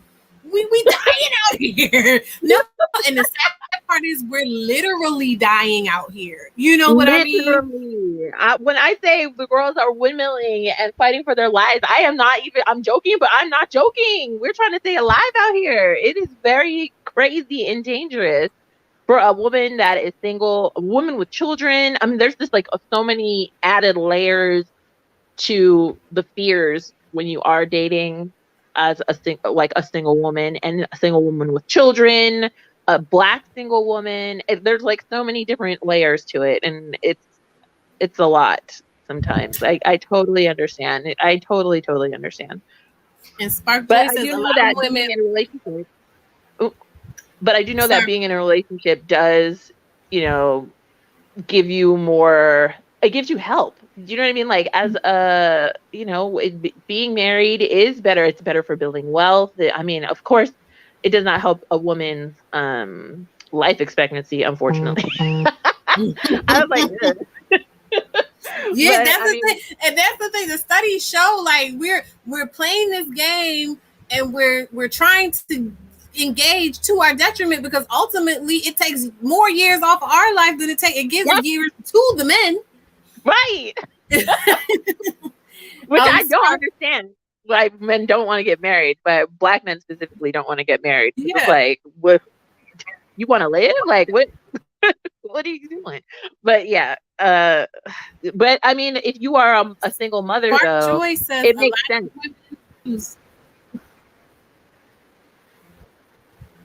Yeah, like if you're a child, if you're a single mother, like you need it more than anybody. But like I said, Spark Joy was saying a lot of women aren't playing a game to set the man up to lose. Men will leave us devastated, and that's the thing. Like, as a single mother, it's even worse, because you have these men that are out here looking for an advantage, looking for a leg up, looking for leverage. And like, I don't know which one it was. I think it was like it might have been like the second live I did on this channel, where I was showing Child Orange Pill, talking about single mothers coming into the situation, basically having a big ego. That was his words, a big ego, like they weren't getting, pretty much saying like more than they deserve when a man chooses to marry them despite their baggage and stuff like that. And I'm just like, the fact that you feel like the woman should be thinking of herself like that is alarming. Like, regardless, you can think however you want to think about the woman in the situation, but to feel like she's supposed to feel that way too is abusive. That is very crazy. Her up for abuse. Like, you can think whatever you like.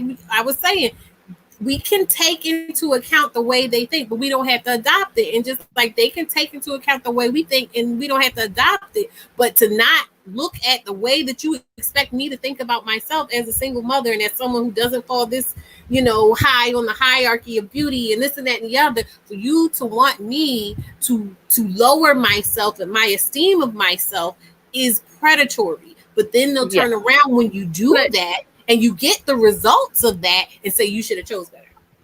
But that's the kind of man, though, that wouldn't choose a woman that is a single mother. Do you know what I mean? Like, I feel like we also have to take into. I feel like he said he did. I feel like he said his wife did have a child. I don't know why, but I feel like I remember that. I don't want to misquote him, or or do him wrong, but I feel like he did say his wife had a child.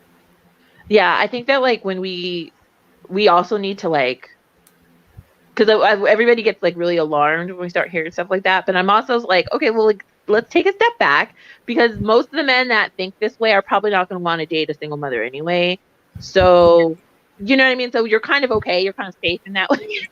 It's only the ones that are like, yes, date single mothers, and that single mothers should feel this way about themselves are the ones that you should watch out for. But If for the men that are like, you shouldn't date single mothers because blah blah blah blah. Well, okay, let them feel that way because it doesn't matter. They're not going to be dating single mothers anyway. So you know what I mean? Like, it's kind of a And problem that takes care of itself. I don't want no low self-esteem man either, because I've had that too, and that shit's exhausting. Like, you can never do enough to let them know, like, look, I chose you, I'm here, you're fine. You know what I mean? Like, it's exhausting. Yes.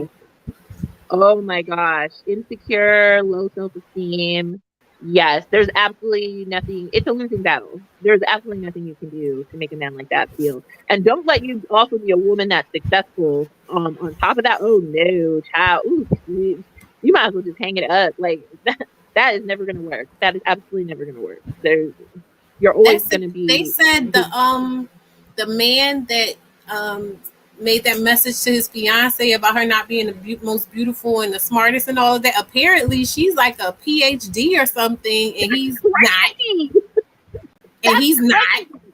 And then wait, because you know Twitter always got the receipts. So they went back. Somebody went back and found like he had posted back in the day his first interaction with her, and basically like I guess she told him she was in school for or whatever, and he was like trying to test her and giving her all these questions and whatever, you know, like trying to negate the fact that she was what she was or was on the track that she was on. So that is a red flag to me. Like, he has an issue. The fact that he tried to do that when y'all first met, y'all first interaction, he was trying to find fault with you or trying to, you know, see if you to lower where you said you were. And now here you are, y'all getting married, and he's talking about how you the most beautiful, like as if that's even necessary. You know, just say I love you. I love you, baby. Her. Like I question her though, because at this point, this man has blasted you talking about how you are not attractive, how you're this and that. He loves you in spite of that. Girl, why are you marrying this man? But those landmines, they look to be in their they could be in their 30s at this point, early 30s, you know, late 20s or whatever. She has been in school. She is unambiguously black. She's gorgeous. I find her to be gorgeous. Yes, but she's beautiful. You got to remember, she's of a certain age. She is educated. She's hearing the same stuff we've been hearing, probably. And I believe they're African. So she probably, who knows what other stuff has been implanted in her that she's feeling like, oh, he want to marry me. Let me just go ahead and lock it down. No, but maybe that's what we need to be like working against, though. Do you know what I mean? Because, you know, like, because that's crazy. Like, she could definitely find someone. And maybe that's what it is. It's a scarcity mindset, thinking like, there's nothing better than this. Like, this is as good as it's gonna get. So I just need to snatch whatever I can. Like all arguments can just be, if people just ask themselves this question: do you really believe that somebody who truly believed they could do better wouldn't do better? Right. Yes. And in this case, it's like very clear she could do better. Yeah, but like, if she knew like we knew, right? Do you think that this would even be a thing? That part that makes me so sad in my heart. That's why when people are like, well, why'd you choose them? Why'd you do this? Clearly, they did not believe they could do any better. When people sit and talk about how'd you have all these kids with them, or how'd you keep doing this same thing again? I say it all the time. Once you hit that mark, once you get those landmines start going off within you of, oh no, I'm a baby mom. Oh no, I'm undesirable. Oh no, this, oh no, that. Then you're in a whole new survival mode of either you're trying of redemption or Jenny Bean said FOMO, fear of missing out. Let me, whoever will take me, whoever will have me, a bird in the hand, you know? Yeah, what was I was listening to something where they were talking about like a lot of times you're just, it might have been like Chrissy or somebody, but they were like, a lot of times you're just competing with your girlfriends instead of really looking at the person that you're with, which is like crazy. You know, if you stand back and really look at it, it's just like, you know, nothing good comes from trying to keep up with the Joneses. You know what I mean? Like, you have to work for yourself and want I things for talk about yourself. that Or, good on paper all the time. That guy I was talking about, the last guy that I was dating, the one that I had been, dating off over that span of all those years, he was excellent on paper, amazing on paper. You know what I mean? Aesthetic, we looked good together. If you put us next to each other, perfect matching set. right. But functioning alcoholic, Oh money no, issues. no. You know, Of course. it's just liar, a cheater. You know, Yeah. everything wrong. Throw it Everything away, girl. wrong. Throw it away. Throw it away. Yes, Yeah. Chris, I agree with that comment that you just made. Yeah, I very much. In this case, I am okay with low self-esteem. So, go ahead and keep that mindset. Okay, cool. Mm-hmm. Yeah. Yeah. But Well, I okay. think this has gone as far as it can go. I think I got all my points out. I think everyone understands where I'm coming from. I think we've all reached a consensus. Anyone? So with that, thank you so much, AJM. It's always a pleasure. Always, girl, I'm gonna jump I'm off. going So you can to get watch your this show tonight. I know I said I was going to watch it yesterday, but I had to go get my baby from my aunt's house. She was at my aunt's house for a few days, so then Themes came on, and I completely forgot about it. So I'm going to watch that tonight. Okay, if you watch it, I want probably to right jump. now. If you get alive without it, I want to be there because oh my goodness, I have so many thoughts. I think. Oh yeah. Announcements. So Okay, let me jump. let Let me me jump go off. to Let my me jump off. page. You don't have to. You can stay because I like reactions. Oh, okay. Let me. I'm gonna go to my page. So first off, I know anybody that was in the Discord. I think it was last month. I was talking about my hoodies. I talked to the supplier, and I think I have one here. I know I have one here. Hold on.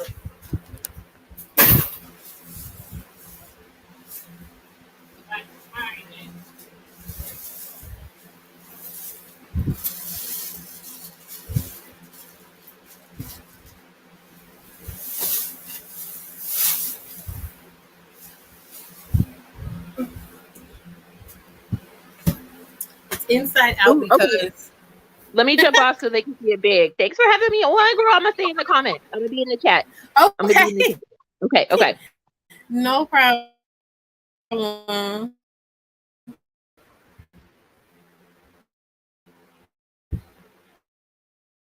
So I don't have it here, but my hoodies. So I talked to the supplier and she said that I order situation. This is a local print shop or whatever. But these are the hoodies. So it says, my attention is a gift, not a party favor. I'm trying to. Oh, I know what I need to do. Sorry, guys. I'm trying to figure out. I forgot all about this. I'm trying to find the actual thing so you can see the picture of it because this probably just looks a mess. But my point is, hoodies are available for pre-order. She said what to do on like a I don't want to say trial basis, but basically the site will be up for a month. After a month, they'll take all the orders, and then you could inspect your hoodie to come 3 weeks after they close the site down. I am looking for other suppliers where it doesn't have to necessarily be like that, but fall is coming up. This is what I have going on so far. So I wanted to give you guys that heads up. And of course, I will provide the link. I'll probably put it in the description of this video. And I can't find, where the heck is it? Hold on, guys. Just rock with me. I'm looking on my Instagram for it.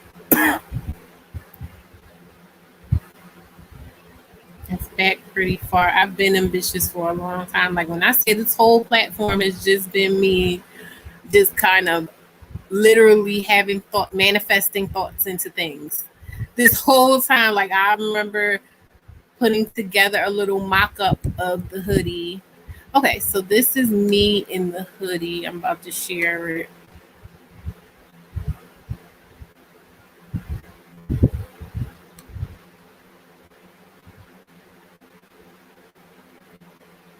Mugs will be Patty. You all in my brand. The other one I'm going to share was the mug as well. Let me see. Tab.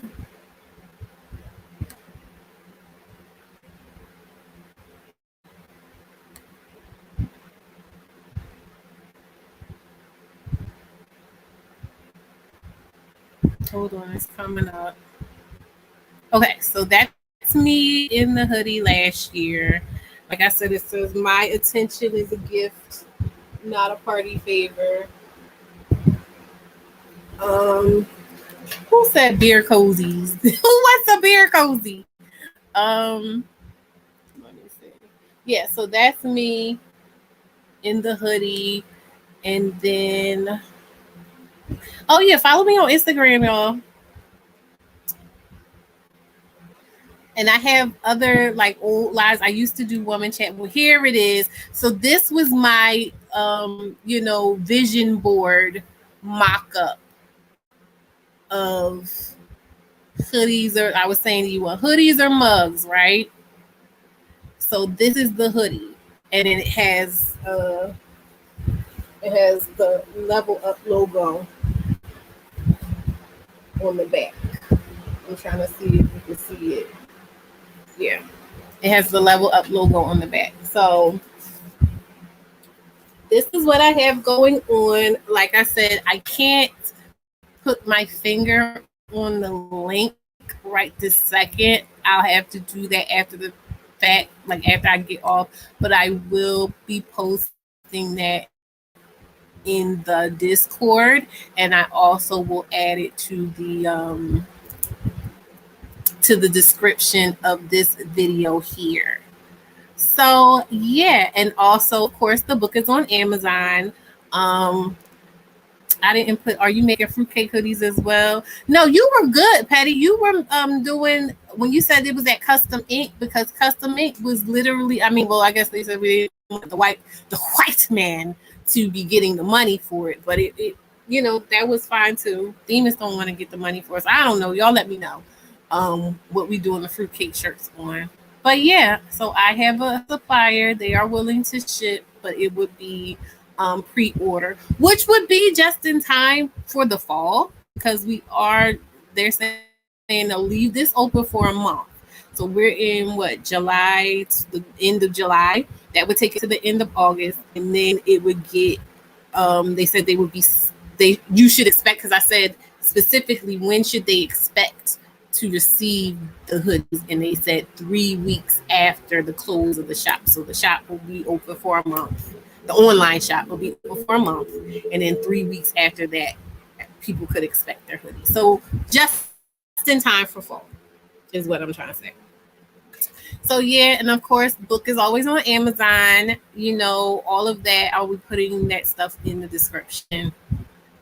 But yeah, other than that, that is pretty much it. I like this discussion. It was really, I don't know. I felt like it gave what it needed to give. I'm always patting myself on the back, but it's funny because I approach these conversations.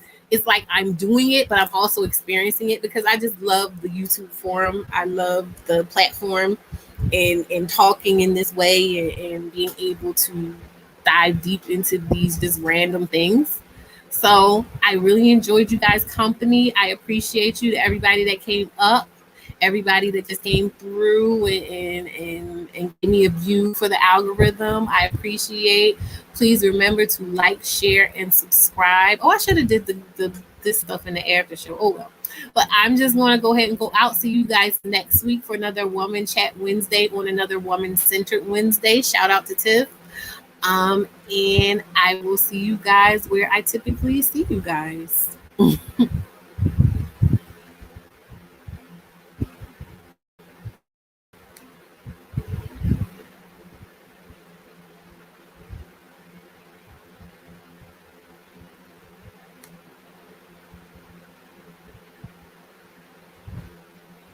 I know I look crazy. I was trying not to move, right?